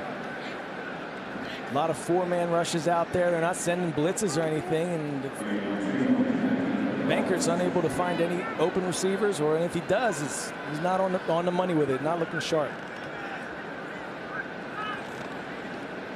David Marvin on to punt. Drew Morgan asked to retreat. Morgan. Nice play. Tackled by Ryan Neal there on special teams. A 47-yard punt. Super Bowl 53 will be here in Atlanta at Mercedes-Benz Stadium. The countdown is on. 156 days, 22 hours, 6 minutes. And now it's officially 6 minutes. Well, now it's less. My goodness, what a great gift for the city of Atlanta. The team has just been continuing to build and grow, and you feel something special happening. And 2 years ago, so close. And man, to be the first team ever to be able to play in a Super Bowl in your home city would be phenomenal. And could you imagine the parade afterwards? Oh. Could you imagine? Pressure coming off the edge. Fales gets rid of it, completes it to Isaiah Ford. And Ford has another first down as he takes it up to the 36-yard line, gets 13. Yeah, the team, Atlanta, over the past few years, I mean, it's really been incredible to watch the support grow for this team. You had 60,000 fans come out to practice here in Mercedes-Benz Stadium. That's phenomenal. They're really starting to rally around what Dan Quinn has been building. Good coverage this time. Right there on it was Marcellus Branch. And fellas, you know what makes it so great? Winning. And when you win, fans want to come out. They will support you. And you got a lot of big-time superstars on this team. Make a lot of plays. It's exciting to watch. And you got this beautiful building to play in. This is a team that's on the rise and continue to get better each and every year. Fails across the middle, incomplete. No flags on the play. Chris Lammons there on the coverage. Yeah, Atlanta's defense doing a great job right now with their corners and their safeties in man-to-man coverage. We're seeing Miami start to attack the middle of the field now, right? Earlier it was a lot of backs in the flat and receivers, you know, the slot receivers to the flat. Now they're trying to get those big chunks up the middle, and the Falcons defenders, defensive backs specifically, outstanding in man-to-man coverage. 3rd and 10. Pressure coming. Fales gets out of the pocket. Fales is going to run for it, and he's got the first down as he slides. And luckily, jumping over him and out of the way was Marcellus Branch. Was coming to get it. He was on Atlanta's practice squad last year. He's 5'11", 180, but he was bringing every ounce of it on that. Coy, tell me this. Why do guys get so excited to hit quarterbacks? I don't get it. Because you're so pretty. Because you wear a different color jersey during practice. You get all the girls. Look at your guns down there on the sideline. Let's show that when we come back from the break. 2-minute warning here in the first half. So good looking. 2 minutes to go here in the first half. Marquand Manuel coaching up his defense, who, despite giving up 24 points in this first half, has looked better of late. It's 1st and 10 for Miami at their own 49-yard line. Brendan Ratcliffe is in at tailback. Fails across the middle. And there for the tackles, Emmanuel Smith. And they say the ball has come loose. It's picked up by Bleedy Ray Wilson, and they say it is going to be Falcons football. Marquand Manuel was just in there telling him, get the ball out, attack the football. That was Chris Lammons who picked it up. Yeah, and I think he actually may have been the one who stripped it as well. Look at this. Sees it, pop, pulls it out. Yes, it was. That's an incredible play by Chris Lammons there, the undrafted free agent rookie out of South Carolina. Before the game, Keanu Neal was on the sideline, smacking him on the shoulder pads, getting him hype. Well, maybe it worked. The young fella right there with an outstanding heads-up play. That's exactly the type of thing. He's keeping that football, too. Didn't even take his helmet off yet. Put that in my locker. Okay, so now here we go. You get the turnover. You get great starting field position at the 46. This play is obviously under review, as every turnover is. But if it stands, if it's confirmed, there's 1:51 to go. The ruling on the previous play of an interception will be reviewed. We'll check to see if the receiver's knee was on the ground when the ball actually was stripped out. Is probably what they're going to be checking here. We'll see. Watch that left knee, maybe an elbow, knee down. Was the ball coming out already? Right. That's going to be the issue. Remember, they ruled it as a fumble on the field, so it's going to be more difficult for them to overturn it. It has to be without a doubt that, oh no, that ball wasn't coming out. And I don't know if there's enough there to say that it wasn't already coming out. So here it is, different angle. Might be able to see knee down, and he already had a hand on the ball. We saw that from the other angle. I don't know. This is the one we want to check. Will they have enough to say it wasn't coming out already? I think it's coming out. It looks like it's moving. So again, they have to, because they called it as a fumble on the field, they have to prove beyond the shadow of a doubt that it was not. I don't know that they can. For the Falcons' sake, we hope. We'll see what the officials say. And again, if it's confirmed, it means that it is in fact a fumble. If it stands, it means the call on the field is what they have to go by because they don't have evidence to overturn it. After reviewing the play, the ruling on the field stands as called. It's Atlanta's ball, 1st and 10. Lamons can keep the football. It's a keeper, folks. Heck of a play there by that young man. And what you do is you write down the play stood. That's right. All right, so now you got 1:51 to go. You start at the 46-yard line, 3 timeouts remaining. And this is a chance for the Falcons to get something positive going. Yeah. You have to take advantage now, of it. In the regular season, Sark might take a shot here as most offenses would, but now we're in the preseason, right? We want to see what players can do. You know, can Crawford run a draw? You know, that's what he wants to see. And there's been, you know, watching some of these games this year, why did they do this? Why didn't they do that? Well, remember, they're trying to get specific guys specific looks. This time it's Crawford out of the backfield. Makes the catch, goes down at the 49 of Miami. As an offensive guy, usually in these situations, you do like to take a shot, but also screen or draw is usually the first play because you just want to get a positive yardage play on that first drive. And you got to figure this is 4-down territory right now. Although taking a sack is the exact opposite of what you want. A loss of 6 as Bankert gets sacked by Quincy Redmond. That's Matt Gano's second of the game that he's given up that comes to mind now at the bottom left of your screen there, and it's just a speed rush. That's how he got beat the first time as well. And you want to see him kick back on that. He's like he's sitting like he's afraid of a bull rush or he's afraid of an inside move, and he's not getting that set that you want to see, that kick. Giving up the edge. Too easy. What's amazing is that was going to be 2-down territory. You're going to go for it on 4th down if you do anything but take a sack right there. Yeah, and I mean there was no. I mean you can't put that on Bankert, right? I mean he's back there in fewer than 2 seconds. He's already got someone on him. It's a 4-man rush. He's not thinking he's going to be pressured. Julio Jones and Dan Quinn talking. He's saying, "Put me in, coach. I think we might have a shot at a comeback. I'll grab my helmet." I don't know what would Julio be talking to Coach Quinn about right there, Shot? Maybe what time can I leave? A muff punt here on the ground. Let's see who recovers. They say the Falcons have recovered the muff punt by Drew Morgan at the 20-yard line. Maybe that's what Julio Jones was saying. Who's coming up with it? Who else is taking a souvenir football home tonight? Who's at the bottom of that pile? Keith Armstrong's units had one game, the cover units, that didn't look sharp. Other than that, solid, as his special teams usually are. Some of these younger guys still trying to get the hang of it. Is it? Well, they say it's Falcons ball.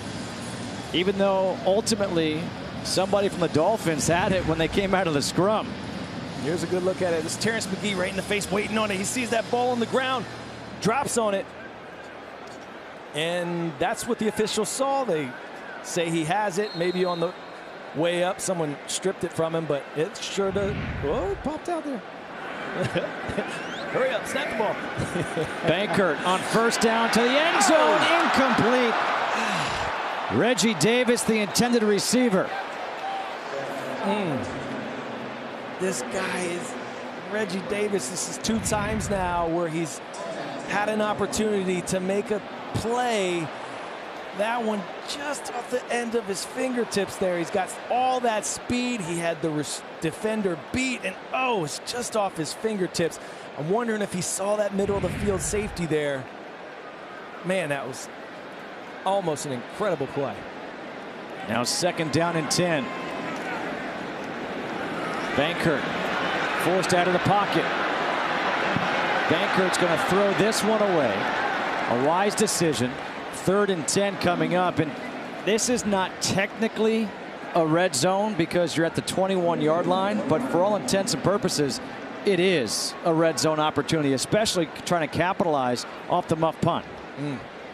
And you can see 2 back-to-back series. You got a chance to take a shot. The first time they ran the draw, the second time they took the shot, and you not really convert on it. It leads to now a 3rd and long. Got to come up with a big play, but I think it goes back to what you talked about, Justin. This is 4 down territory. Yeah, 3rd and 10, 43 seconds, got 3 timeouts. You got a lot of plays left. Bankert able to hit Gray. Gray picks up the 1st down inside the 10-yard line, gets 13. And now the timeout is called here by the Falcons. Seeing some good plays here starting to develop. Some guys stepping up, and Bankert here, watch his creativity here. Step up, find his open receiver down the field, buy himself some time. And like my former teammate Todd McClure, how about it, DJ Shockley? You used to say there ain't no momentum like momentum. You get some positive plays, and all of a sudden you start to feel, hey, let's get one here before the half, put some points on the board, and kind of reset, start it all again. Does that look kind of eerie, similar to what Matt Ryan did in the 2nd preseason game? Climbed up, found Austin Hooper, and now you're off. Same thing by Bankert there. Maybe that's the momentum you need. You got 31 seconds, still a couple timeouts. Plenty of time right here to do whatever you want with the football. Yeah. It'll be 1st and goal from the 8. And Shock, I know as a quarterback, you had to like what you saw right there by Bankert while he was moving around in the pocket, dancing. He never took his eyes off downfield. He always had his eyes on the receivers. Little shovel out to Williams. Williams cuts it. Williams still on his feet, reaches, touchdown. Malik Williams from 8 yards out.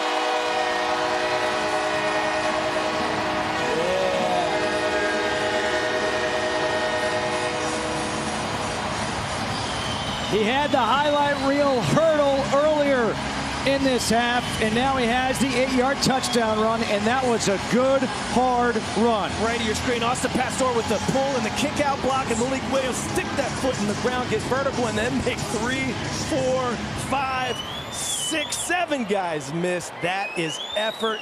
Coaches will remember that. He's going to fall asleep with a smile on his face tonight. Heck of a run by Williams. Cole, you talked about momentum. That was want to right there. Yeah. Where are you, Todd McClure? Ain't no momentum like momentum. Giorgio Tavecchio. The extra point is good. The first rushing touchdown of the preseason for the Falcons. Hey, Dante Freeman, what do you think of Malik Williams out there? Looking like you out there. Watch him stick the foot in the ground and get vertical. Go, go, go.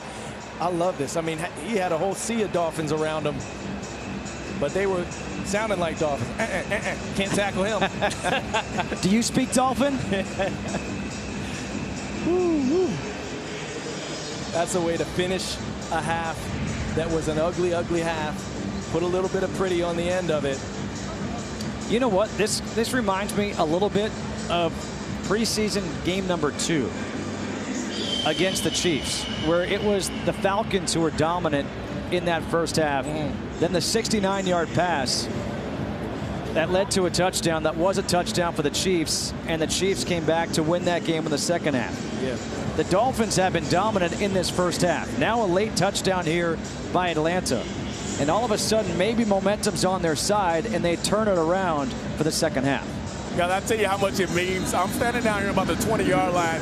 When they tossed it, Coach Quinn ended up about the 15 to 10-yard line trying to root his guys on. It means a lot to him, trust me. This will be a touchback here as Miami will start at the 25-yard line. Last year, 3 teams from the NFC South made the playoffs. So this division is obviously very, very difficult. New Orleans, They just made a trade for a backup quarterback in Teddy Bridgewater. That was a very, very good move by the Saints. Yeah, they think they have a Super Bowl roster. If something happens to Drew Brees, they have a willing and able backup to come in. They're going to be tough. Look, you mentioned the 3 teams going to the playoffs last year. No other division sent 3 teams to the playoffs last year. It's the best division in football. So much offensive firepower. No division has better QBs than the NFC South either. Well, the score is 24-7 here at the half as Miami takes a knee to close this first half out. But momentum now has shifted towards the Falcons as we go towards halftime. Don't forget to stick around here for halftime. We'll have highlights and lots of fun here from Mercedes-Benz Stadium.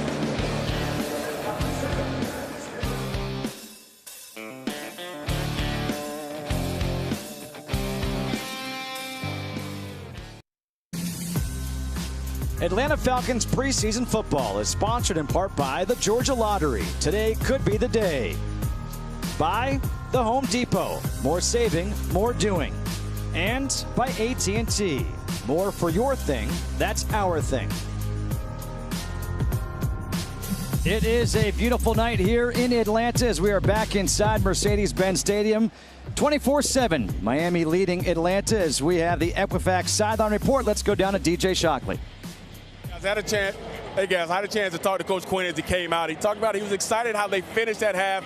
Not a lot of things went well, but he said he's excited how they finished. But offensively, he wants to see more explosive plays by his offense. They get the ball, they want to see the opportunities go after it. And defensively, he wants them to tackle. He stressed, we must tackle in space. If not, the score can be a little bit higher. But he wants them to finish and continue this game and go hard for the rest of the game. All right, sounds good. It's really honestly, Coy, what we were talking about entering this game, right? As what Coach Quinn wants to see, that's what he wants to see now for the final half of this preseason before the team heads to Philadelphia next Thursday, a week from today, to open up this 2018 campaign. Back to return the kick is Dontez Byrd, and he will not get a chance to, as he will take a knee in the end zone, as we are joined up here in the booth now by the owners of the Atlanta Falcons, Arthur and Angie Blank. It's great to have you guys up here. Always love this. Thank you. Coy, how are you, buddy? Nice to see you. First of all, I have to say this. Happy one-year anniversary. I mean, this is essentially 1 year since this stadium opened up. Yeah, and the roof is open And tonight. the roof is open. Yeah, this is so cool. It is absolutely very, very cool. It's been an incredible year. Given everything we've hosted here, all the soccer events, all the Falcon games, having the College National Championship here last year, looking forward to Super Bowl in February and the Final Four next year. So this building has been spectacular, and we're thrilled that the roof works properly now, as quickly as it should. Opens in 8 minutes, closes in 7 minutes, and it's great for our fans. You mentioned the Super Bowl. You mentioned the championship game last year.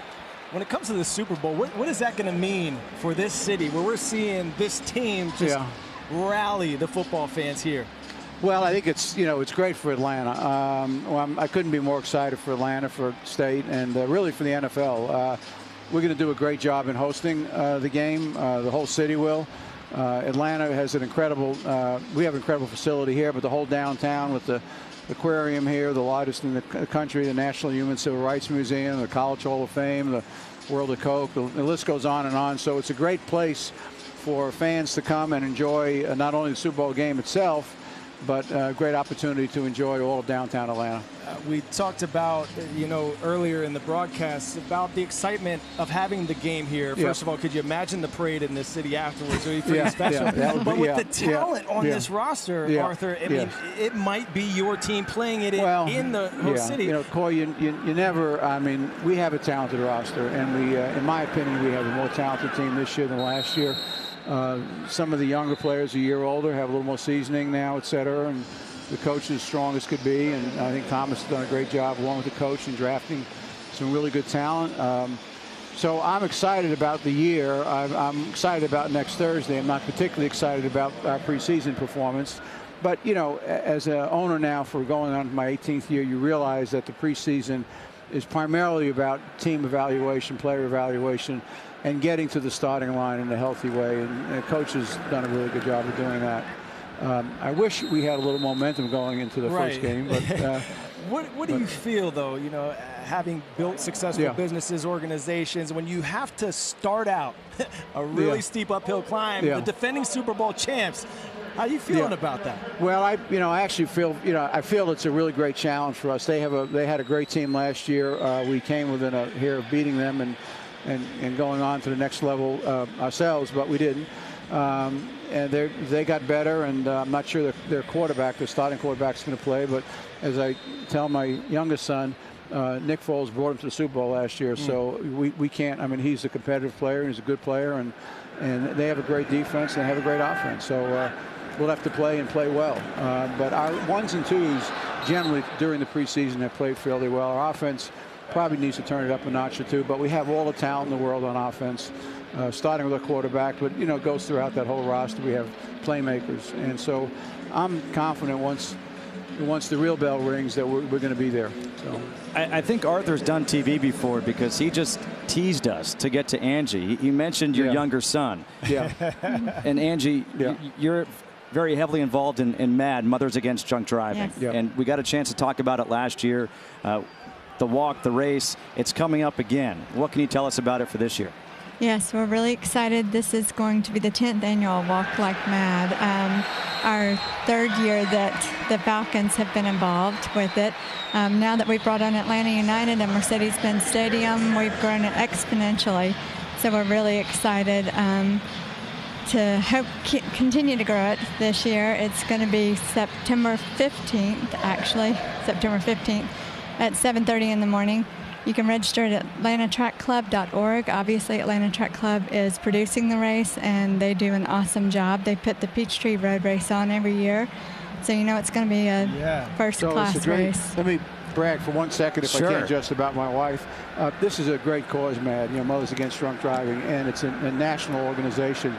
The walk race that Angie and others have put on in Atlanta for MAD has been the most successful walk race they have in the United States, and has been the biggest fundraiser that they've had. So Atlanta, like everything else we do it well. We'll do the Super Bowl great. We'll do this race walk great, and we've done it great in the past. So tip my hat to my wife and others who've worked hard on this. It's something we're proud of.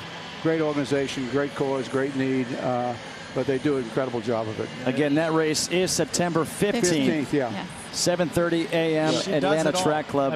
I don't know how you changed it that quickly. I just went into my computer. We got it right now. Yeah. It's the magic of TV. But Angie, I have to ask you, 28 people every day die from drunk driving. MAD, they service victims every 3 seconds. Think about that. That's an incredible amount of work. But why is this important to you? What motivates you? Well, both my children's father and my father both passed away at an early age from drunk driving. From alcoholism.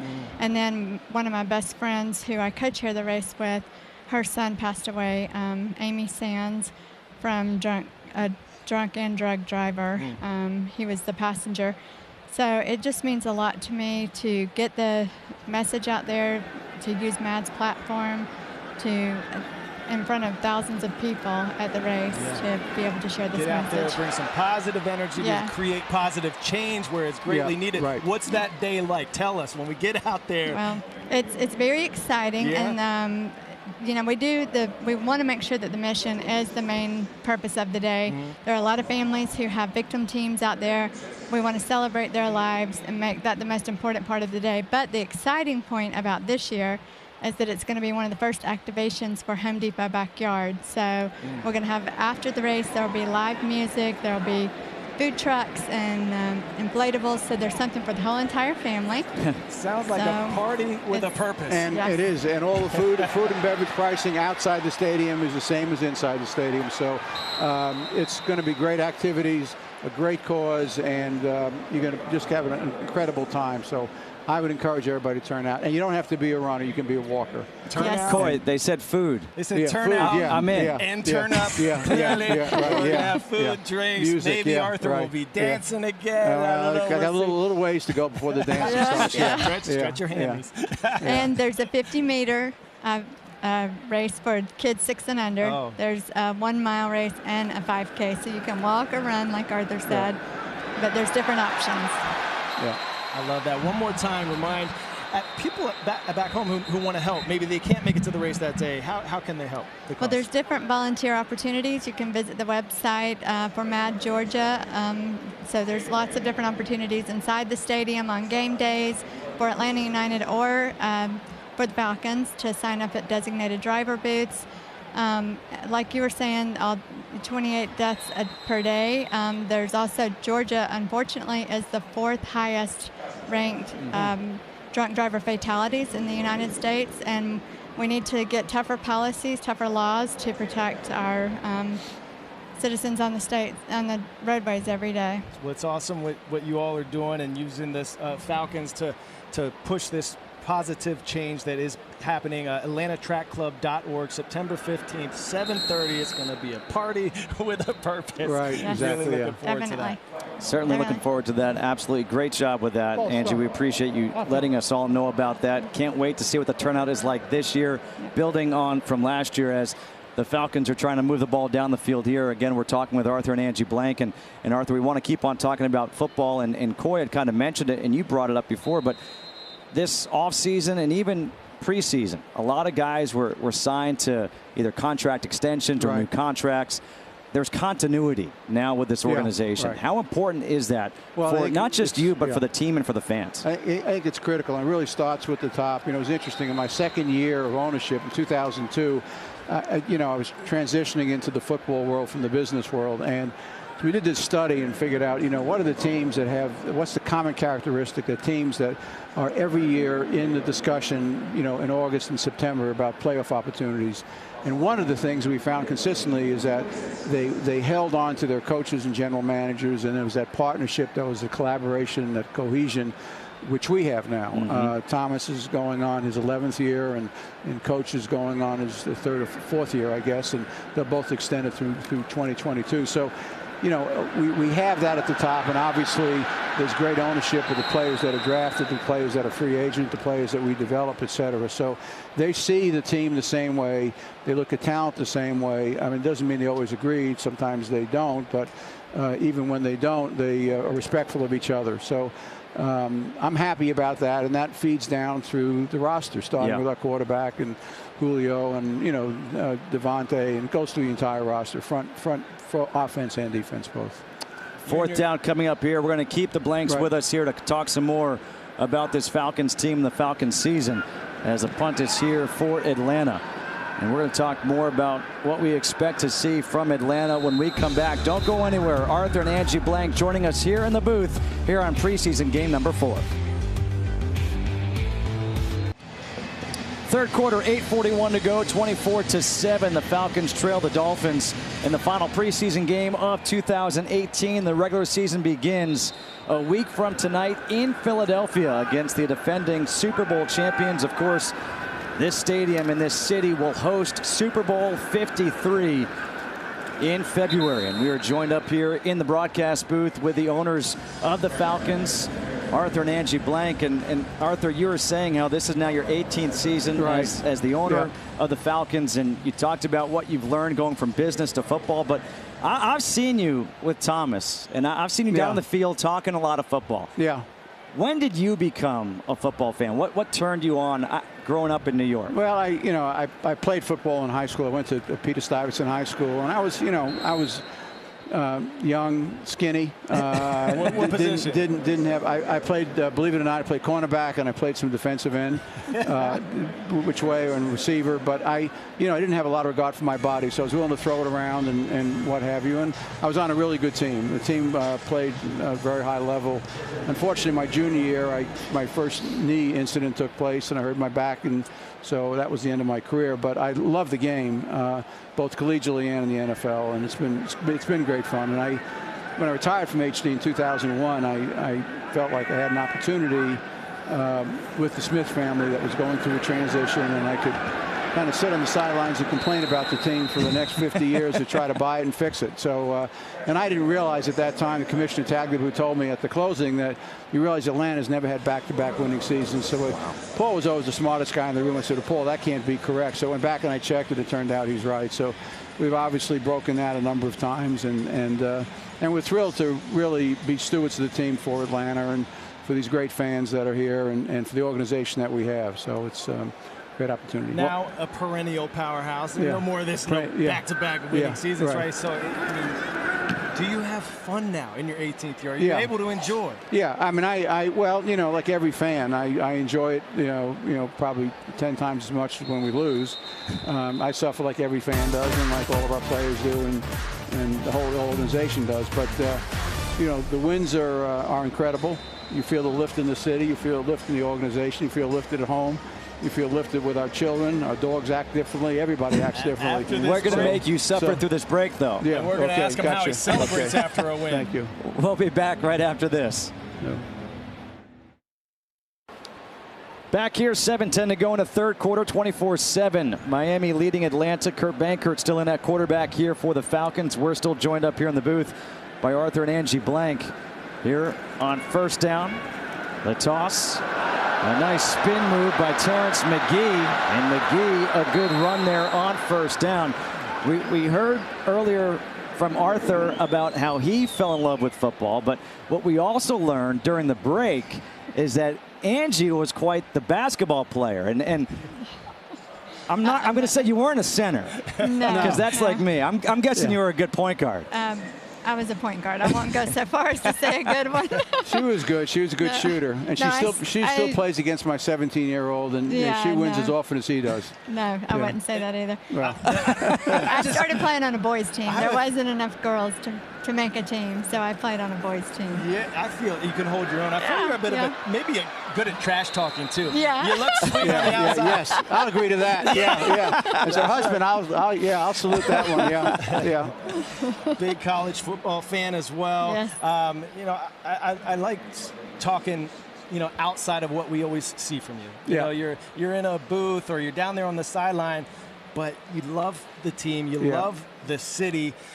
What's this mean to you, you know, to have Falcons landing? You're going to have pep rallies all across the city this year, every Friday before the game. So, I mean, what does that mean to you to be able to give back and hang out with people of the city? Well, to me, it's really probably the reason I get so much joy out of this, because I'm, you know, by nature, I like to bring happiness to other people. That's what gives me the joy in my life, and whether it be through Home Depot in those years, and now through the Atlanta Falcons or Atlanta United or our PGA business or our guest ranches in Montana or our foundation. It's all about being of service to others, understanding that, being there for them in any way that we possibly can, and looking for every opportunity that we can bring joy to their lives. So there's lots of reasons that people come to stadiums and arenas and other things of that nature, and I think one of the reasons is to get connected with everybody else in that sense of human connection, which I think is really, really important. Falcons Friday kickoff rally presented by SunTrust. That's Friday, September 14th, 7:30 Atlantic Station. That'll be another party with a purpose. Well, it's, you know, and the thing that Angie brought up earlier is really important, because this HD backyard, which we're doing, which is where the Georgia Dome was, that 11 acres, you know, that could have been converted just to a regular parking facility, et cetera. So we'll do that during the 50-odd events we have during the year with Falcons and Atlanta United. But the other 250 days a year, we want that park to be activated for people in the community, for all the things that we were talking about before, for the food and for, you know, athletics for young folks, and for theater and music and dance and just all of those kinds of things. So it's going to be an active community park that will be open to everybody. More people coming here to Mercedes-Benz Stadium. Having in fun. 1 year, over 3 million people. That's a quarter of what the famed Hollywood Walk of Fame gets. The world famous. That's incredible. Hey, Mercedes-Benz Stadium here in Atlanta is becoming world famous. Everybody will be watching in February. Right. The cast is an officially recognized supporters club of the Atlanta Falcons, with the sole mission of making Mercedes-Benz Stadium the most intimidating place to play football. They are also a nonprofit charitable organization that gives back to the Atlanta community in a number of ways. The definition of a cast is a group of Falcons skillfully taking down their prey. For more information to become a member, visit atlcast.org. I'm picturing basically a football version or a football Sunday version of what Atlanta United has with those troops of fans, and they have the megaphones and the parties, and they know how to do it right. So I like what I think we're going to see from that. So do I. I'm excited about this season. And you know what? To me, that almost feels like a college atmosphere, right? Getting that group together. And that's what the Southeast is so strong with their college football love. If you could bring that passion to professional football, oh my gosh. And it's been building here around the team, around the organization, and Shock hit it earlier, and it's because why? They're winning, right? And giving something to cheer about and to be part of and to want to follow. I want to switch gears a bit. As a former player, and former players know that it's tough to transition back to being a non-athlete. What do you do after that? And that's the same with our military, right? When you transition out of getting back into the civilian life, that can be really tough. There's a lot of depression, and there's some haunting statistics out there. But Angie, you're doing a lot to help give back and to help support our military. Tell us about that. Yes, so I joined a board here in Atlanta called the Warrior Alliance, and they focus on helping veterans transition back into civilian life. So I became really concerned when, our statistics being 20 suicides a day with our veterans. So the Warrior Alliance helps our veterans find financial help, recreational help, educational help, whatever they're needing to help transition their life, if they need to help find a job or whatever the need is. So we hosted a summit this summer at our West Creek Ranch, our nonprofit ranch that we host different summits at. And we had all the different partners come and just brainstorm different ways that we can reach out. We have 220,000 veterans living in Atlanta area and 700,000 over the state of Georgia.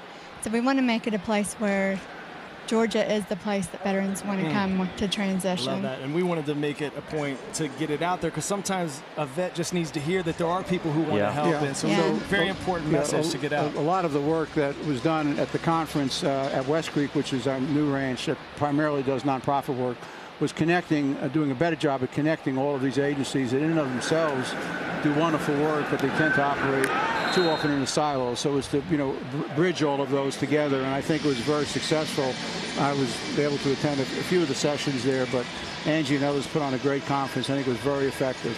So, and we're also continuing across our businesses to try to bring in some of our associates. We have an associate-led committee called the it's the Overwatch Fund, but the grants that they're able to give. But the Brotherhood in Arms is the name of their committee, and it's some of our associates who are former military that are veterans, and they can sort out different nonprofits that they want to give money to as well. What we do that with all of our businesses. So the ranch has their own associate-driven fund. The Falcons do. The soccer team does. Our PGA business does. But this was a new initiative in the military area where we have all of these veterans who work for us now, along with Angie and Steve Cannon, our CEO, West Point graduate, et cetera, who focus our efforts in the military area. So it's been very effective for us. Not to mention Ben Garland, offensive guard, graduate of Air Force Academy, and you had players go over just before the 4th of July on their own USO tour. The only team in the National Football League to do that, visiting active military bases in Iraq. It's incredible. We know Coach Dan Quinn and his Quinn Corps and all that he and his wife are doing to help give back to the military. So certainly something special, much needed, and you guys are taking advantage of that. And even before the game and during the game, when you honor a military, a vet during the game, and you see everyone stand up, it always gives me goosebumps. And it's one of the coolest things that I see when I come to do a game, and we do games here at Mercedes-Benz Stadium. It's something that I think is truly great, and to take it to that next level, which you guys are doing, is a great cause. So we do a lot of work with the TAPS program, which is usually at almost every game we have a TAPS family. And we're here tonight and we honor them. You had them on a broadcast. It was great. It's pretty neat stuff. Again, we are joined up here in the booth by the owners of the Atlanta Falcons, Arthur and Angie Blank, and we appreciate all that you've done. And Arthur, again, we want to go back to football real quick before we let you guys go, as there's 2:07 to go here in this third quarter. Let's talk about the opening to this season. Next Thursday night. at Philadelphia. Then you've got Carolina here at home. Right. It's not an easy stretch. No, it's not an easy stretch. You have 3 teams in a row that all could be Super Bowl contenders, and you learn this. That's one advantage of being an owner for 18 years. If you don't come prepared every Sunday and focused every Sunday, or in this case Thursday night, on who you're going to play, I mean, you can't afford to look ahead. I think Coy would tell you that as a player. As a player, it was always about who we're playing that day, what's going on in that series, what's going on that down, et cetera, et cetera. And the coach will tell you that. So we got to take it a game at a time. We're incredibly talented, incredibly serious about our work. We have great leadership in Coach Quinn and other coaches as well. And so we're well positioned, but that doesn't mean anything beginning of the season. Every fan in America in August and September feels they have a chance to get there, and every owner feels that way.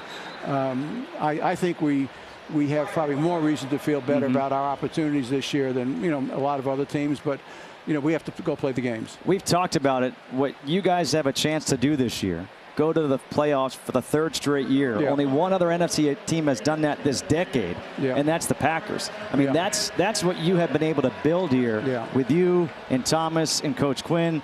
That continuity, that consistency. Well, that's when I started out 2001. I said my goal was, you have single game elimination, so Coy knows a lot of things can happen during the playoffs, and sometimes the better team will lose, et cetera. But the ball's not round, and it's has a weird shape and it bounces. So, but really, my goal was to build what I call a sustainably winning organization. So every year, when Justin and Coy or whoever across America is talking about who's a playoff team and who could be there in the end, you want to be in that mix. You want to be in that discussion. And I think Atlanta now has reached that point where we're going to be in that discussion for a long period of time. Not only because of the extension of Matt Ryan, but extension of our coach and our general manager and so many young talented players. The youth on the defensive side of the ball is incredible. The talent on the offensive side of the ball is incredible. So, I mean, we're well positioned for this year and I think years to come as well. Well, and I might say before, I don't want to ever get off the air without thanking our fans for their incredible support, both for the Falcons and I might say for Atlanta United as well. Yeah, the support for both teams has been absolutely phenomenal, and I know all the Falcons fans cannot wait for the season to start on Thursday night. But Arthur and Angie, thank you so much for coming up here, joining us. It's our pleasure. Thank you. Yeah. Best of luck with the walk and the run on the 15th of September. Right. And best of luck this season. We hope to see you right back here in February for the Super Bowl. February 3rd, yeah. I look forward to it. Thank you so much, Angie. Thank you. So Boy, it's always good to see you, buddy. Pleasure. Yeah, take care. Man, good to see you. Thank you. This 3rd quarter is coming to a close here. 3rd and 2 for the Dolphins, leading 24-7. Trying to get one more play off before time expires. They will get the play off and almost picked off. Nearly intercepted by Cedric Cooper. So one more play, 4th and 2. Brock Osweiler has been back out there at quarterback for Miami. And on 4th and 2, leading 24-7 here in the 3rd quarter, Osweiler and the Dolphins are going to go for it. Brandon Ratcliffe in the backfield.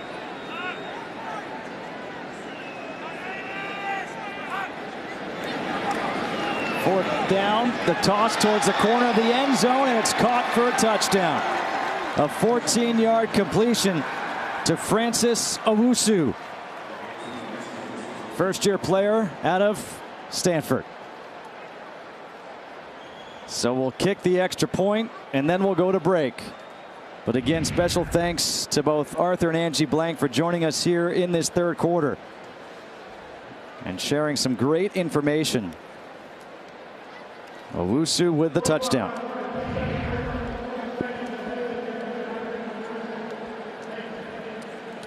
Frankly, I want to see Coy Wire play hot shot against Angie. I think she'll win. I want to make it close so I can hear the trash talk. She's got an edge to her now, I'm telling you. And did I see Shockley walking up to Molly B's for food? Did you see that? I thought I did. I thought I saw his guns. Big swole biceps up there. I did, and now I'm back on the sideline. So you guys. Unbelievable. Speaking of unbelievable, the final play of the third quarter is a 14-yard touchdown. It's 31-7. Dolphins lead the Falcons here through 3.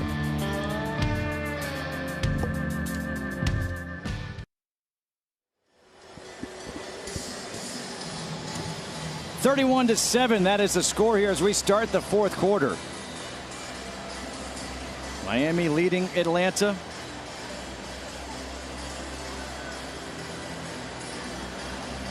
And back deep to return the punt. Excuse me, the kickoff is Dantes Bird. And this will sail through the end zone.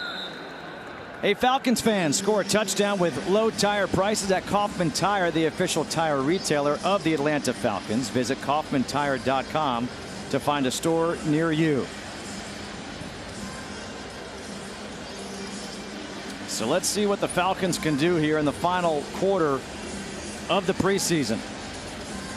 15 minutes to go until it's the real deal. Can't wait for week 1 at Philadelphia. One of the rowdiest places you'd want to play. They're going to be walking into a Lions den. Week 1. Garrett Grayson is now in at quarterback.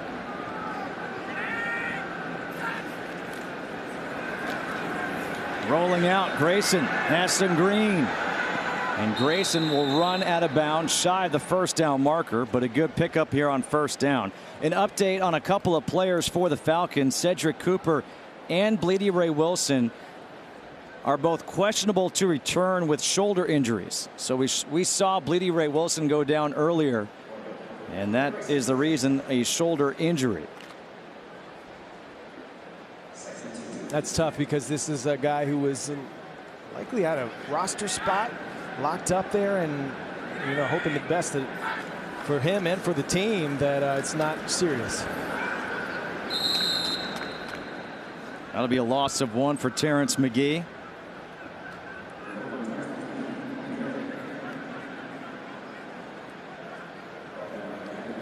Hey guys, nice job talking with Mr. Blank and his wife. I'm sorry, who is this?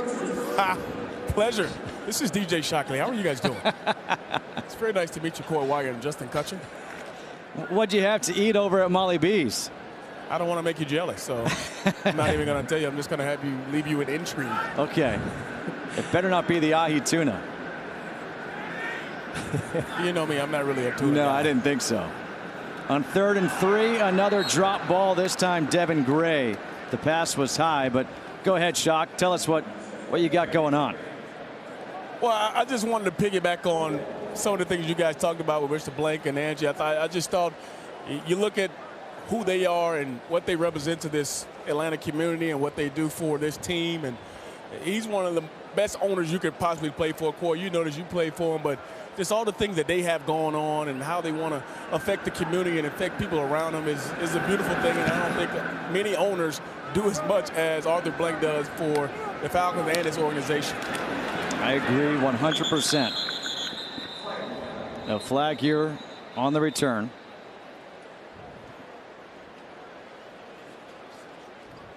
Quincy Redmond hopping off the field on one leg for Miami.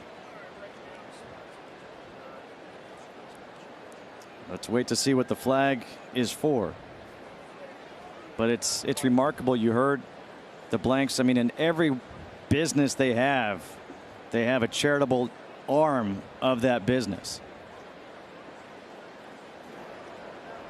During the kick, holding, number 31 of the receiving team.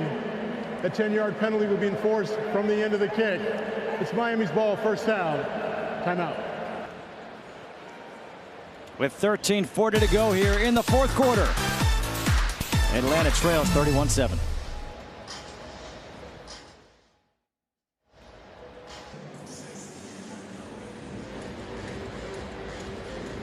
Matt Ryan looking up at the halo here at Mercedes-Benz Stadium. His team trails 31-7, in danger of going 0-4 in the preseason. Here on first down, it's Jeremy Langford. So we talk about the strength of the NFC South. They take on the Saints in week 3 at home, then week 12 Thanksgiving in New Orleans. Drew Brees, this team, Coy, you said it before, they are a Super Bowl contender. They certainly are. They brought in Teddy Bridgewater as a backup in case something were to happen to Drew Brees, a future Hall of Famer. But the offense is loaded with playmakers. Alvin Kamara is just an absolute freak and force of nature there in the backfield. And now they add some more pieces. Cameron Meredith, Bears receiver. They got perhaps the toughest schedule in football. Half their games are versus playoff teams from a season ago. So, you know, it's going to be a tough road for them. Falcons, their first 5 weeks is where the lion's share of their tough opponents are. It's going to be a great telltale sign, those first few weeks, of where this team will be by the end of the season. 3rd down and 6 here for Miami. Fails, is pressured. The pressure came up the middle. And he throws low, incomplete, so a good job by the defense. Yeah, it looked like we had a breakdown in blocking. John Cunningham again applied the pressure. Yes, John Cunningham, who actually has had a free run. The offensive guard there kind of blew an assignment, and eyes wide open for Cunningham. He's had a heck of a game tonight. He's certainly flashing. He's, you know, the guy who is one of those practice squad spot hopefuls, but really trying to push and make a name for himself, whether it's Justin Zimmer or Garrison Smith, also having a heck of a game at the D-line position. I want to stick around, Coach. Watch me. Well, you better stick around. We're going to commercial.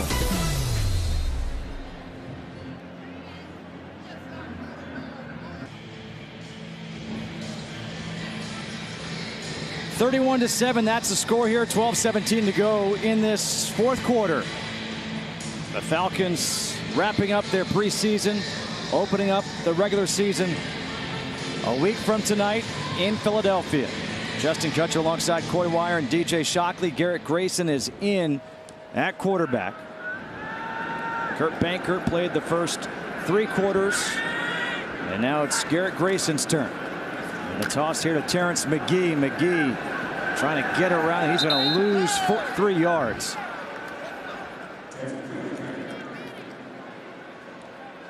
Tackled by Frank Ginda.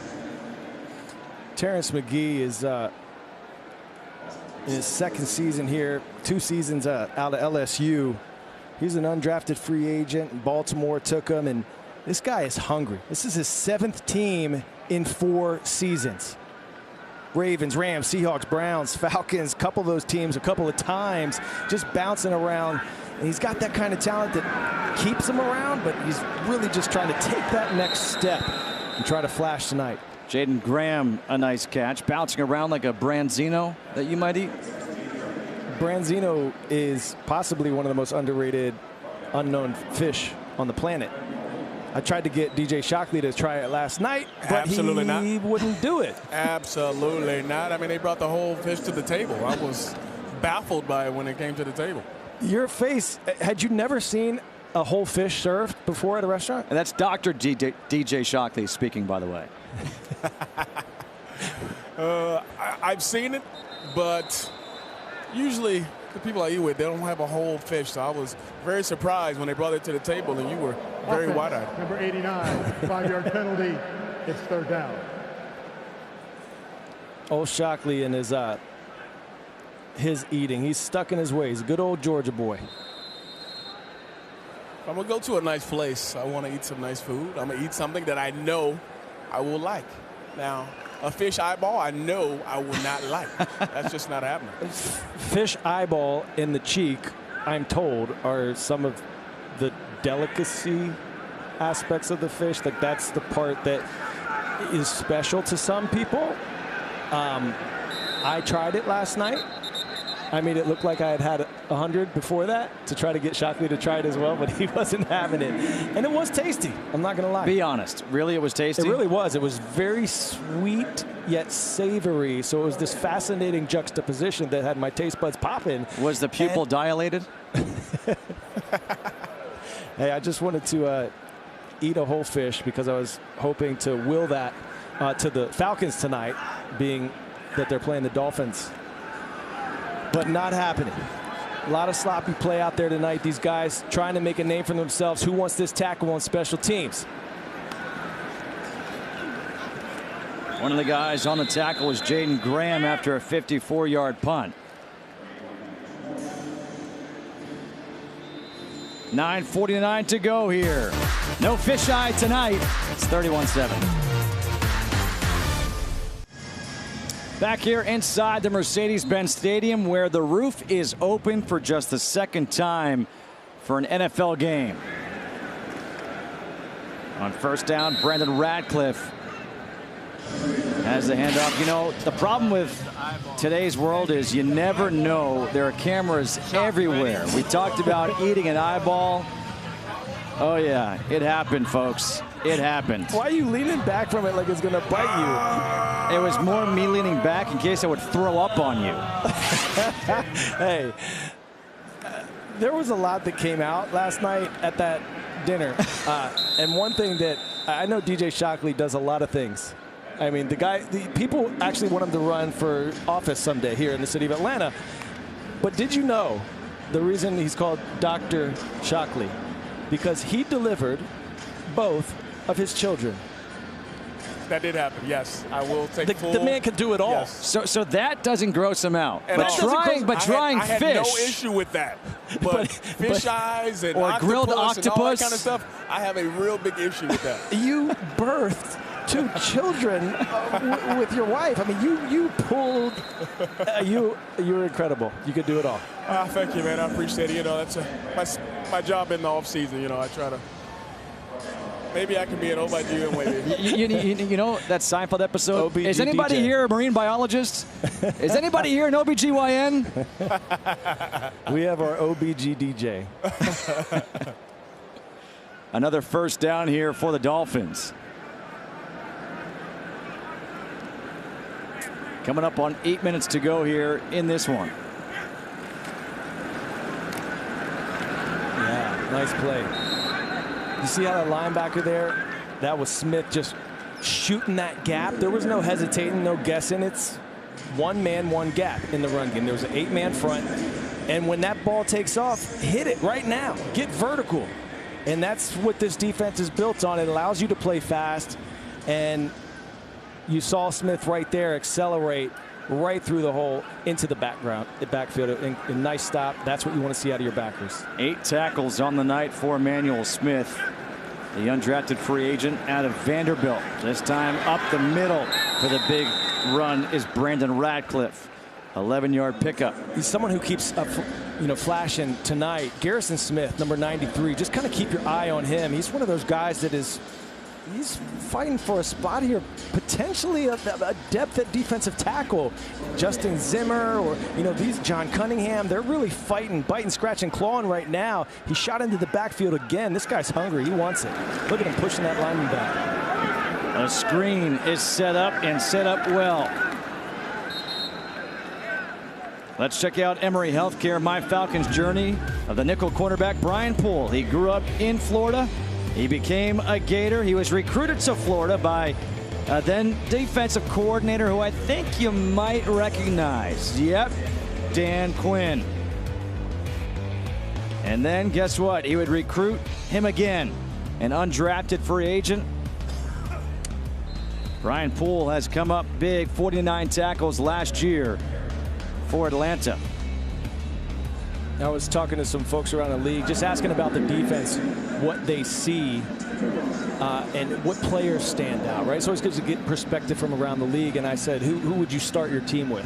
And Brian Poole was one of the 3 players on defense that they said they would start their defense with. They would build around a guy like Brian Poole. He's that dynamic. This guy's got Pro Bowl in his future. If he continues to build and grow the way he has, big words for that young man who continues to shine. A good open field ankle tackle by Tyson Graham. A 3-yard pickup. Let me pose this question to you guys with 5:45 to go. Because in today's NFL, a lot of starters don't play, not just in game number 4, but throughout the preseason. At what point do you expect the teams to be clicking on all cylinders? Because as you said last week, Coy, a team can't flip the switch and be great week 1 if they haven't played together the whole time. Yeah, so here's an interesting point. Our man Randy Waters, who runs the post-game show, you know, he texted me earlier, and he said the Falcons lost in preseason game 3 2 seasons ago, the year they went to the Super Bowl, by the score of 6-17. That was the exact same score that they lost to Jacksonville last week in preseason game 3. So you see these things, and it's frustrating. You're seeing the drops. You're seeing the not being able to convert on third down and the missed tackles on defense. And in the end, it's still preseason. And in this league, it is something to the guys who can turn it on when the game's on the line, right? They're saying big-time players make big-time plays in big-time games. The Falcons have shown they have some of those guys who can really step up to the challenge when they're called upon. Jason Sanders just drilled a 56-yard field goal, and that makes it 34-7.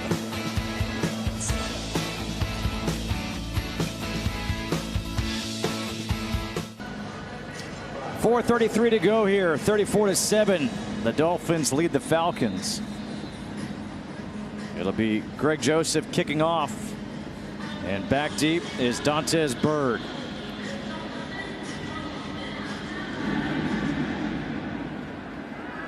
And once again, it'll be a touchback. Our drive of the game is presented by the North Georgia Honda dealers, and this play is one you'll be seeing on the highlights potentially all season long. Made by Malik Williams. Watch this. The big man can get up. Yeah, that's pretty. He's going to be showing that one over and over again. He'll show that to his kids someday. I mean, that's a special play. We hope that young man's shoulder is okay. He put some good stuff on film tonight.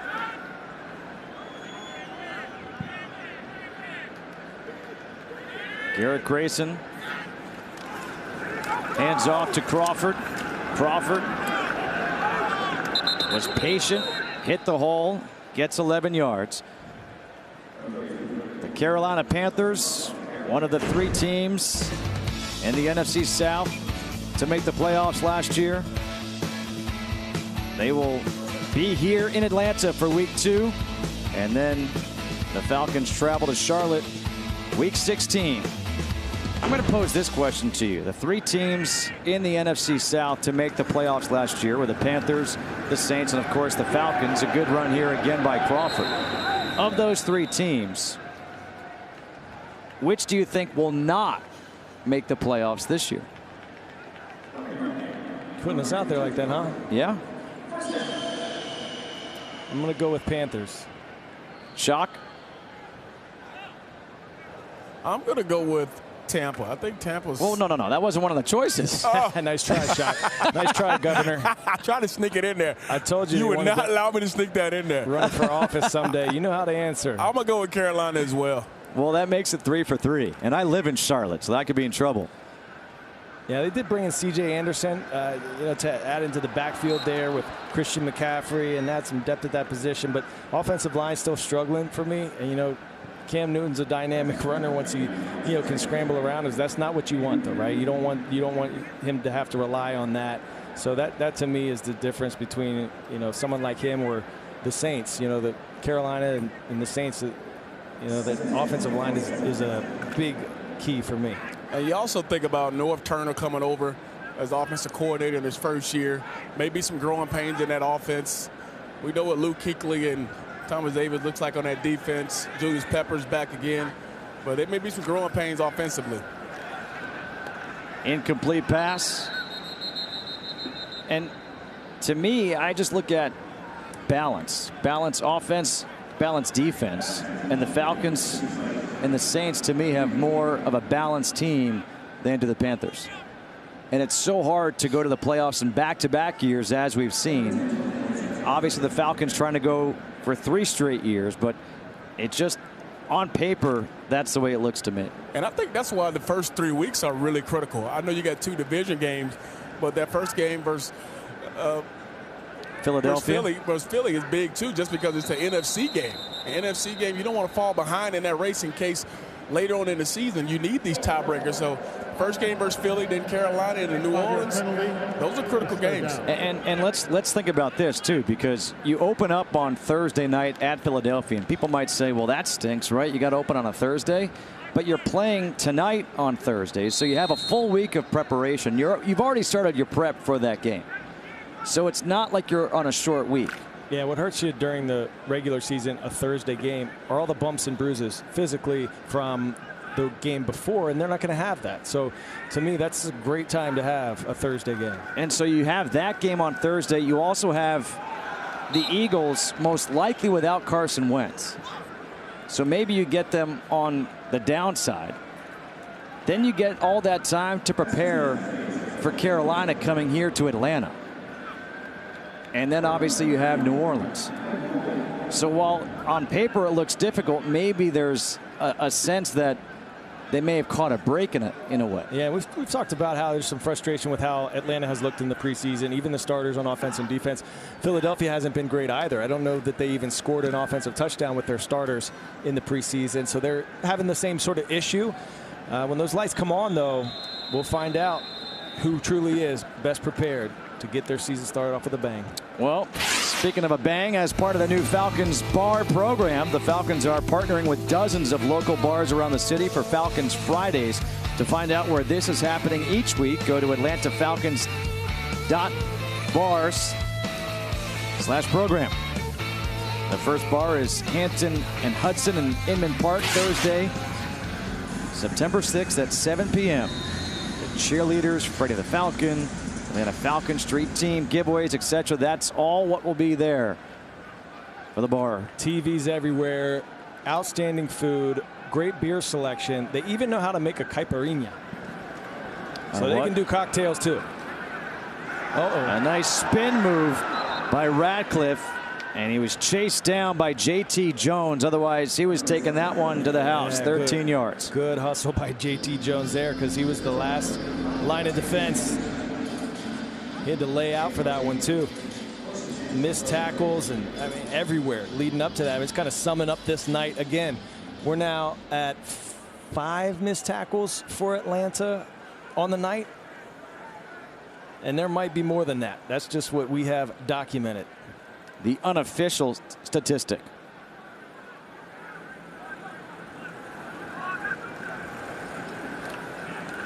Hand off to Radcliffe.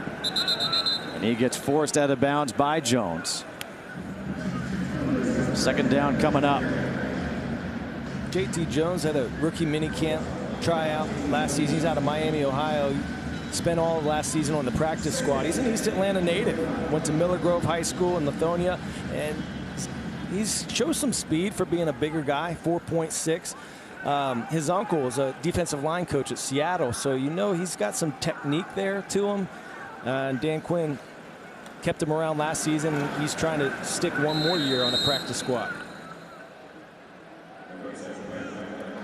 Let's wrap up the division opponents. The Bucs. Jameis Winston out for the first few weeks of the season, suspended. They'll take them on week 6 here at home, then week 17 in Tampa Bay. Oh, there go the Bucs. They were the 5-11 last year, but just dangerously talented, right? I mean, they had that shocker over the division champ Saints in week 17 last year. And if they succeed this year, it'll be because of their defensive front. They got a pair of former all-pro level talent in Gerald McCoy and Jason Pierre-Paul. You know, they have the depth there. Former Atlanta head coach Mike Smith. He likes to bring the heat. Well, this brings us to the 2-minute warning. 34-7, Miami leading Atlanta. 34-7. The Falcons trail the Dolphins here in the final preseason game. 2 minutes to go in this one. 1 week to go before the season kicks off for real. Another handoff to Radcliffe. We want to thank all of our affiliates across Georgia and Alabama who have carried all 4 of our preseason games. We also want to thank our producer Mike Burks, our director Ken Neal, our operations producer Sandra Dorr, our associate producer Doug Myers, graphics coordinator Ken Dunlap, our tech manager Smokey Knutson, our production manager Donna Mack, and of course a very special thanks to Laura Hale and Tamika Risch for all the help to put all these games on the air. I know Coy and Shock want to say some things as well, but it's always a pleasure working with all of you, and the two of you guys during the games. It's an absolute blast.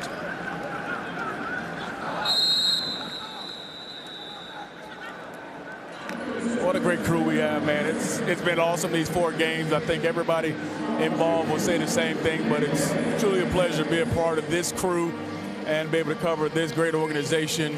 You two guys are a class act. Everybody in the truck is a class act, and it's just great to be a part of great people. And I thank you guys for all you've done, and looking forward to an outstanding season going forward. You got to start off something that hopefully ends in a very special way for this team, for all the fans, the viewers at home, and for this city, right? I mean, what an opportunity. They've got a legitimate shot of making another run to the Super Bowl, which is going to be played right here in this stadium. And it's something the city deserves. It's something the fans deserve. Been a lot of heartache over the years with this organization, but what has been built and has been culminating into what could be a very special year has been outstanding to be a small part of it. A nice run there by Terrence McGee. A lot of fun things happening in this city. If you're out tonight, watch out. Dragon Con is here in Atlanta. And CW69 will be covering the parade Saturday at 10 a.m. You can watch it. Watch out! Don't get beat. That was a fisheye right there. Like the Dumb and Dumber, Captain Jack Sparrow. My goodness, Beauty and Shockley. Who would you guys be if you could be a character? And that wasn't funny, Coy. I didn't laugh at that. Yeah. I don't know if you could see the screen. It was is it just corny and cheesy and too easy to go Mr. Clean, like white T-shirt, roll up the sleeves, carry You don't wear sleeves. We all know that. You have the gun show going on. Tank top. That's all he has. I wear shirts. They're just like 3 sizes too small. But I wear shirts. Oh, man. Yeah, Mr. Clean for me. Shot? I love the Pirates of the Caribbean stuff, man. So I would love to dress up like Jack Sparrow. If I can have that kind of slang to it, too, I would love that. So Jack Sparrow for me. How about you, Cut? Honestly, I have no idea. I mean, that's just being honest, but that is going to be the end of this preseason for the Falcons as they fall to the Dolphins by the score of 34-7. So they go 0-4 on the preseason, but the handshake between Dan Quinn and Adam Gase, it's time for the real thing. The regular season begins a week from tonight in Philadelphia. Coming up next, it's Inside the Locker Room with Randy Waters. For Coy Wire and DJ Shockley, I am Justin Kutcher saying so long for now from beautiful Mercedes-Benz Stadium here in Atlanta, home of Super Bowl 53. Enjoy the season, everybody.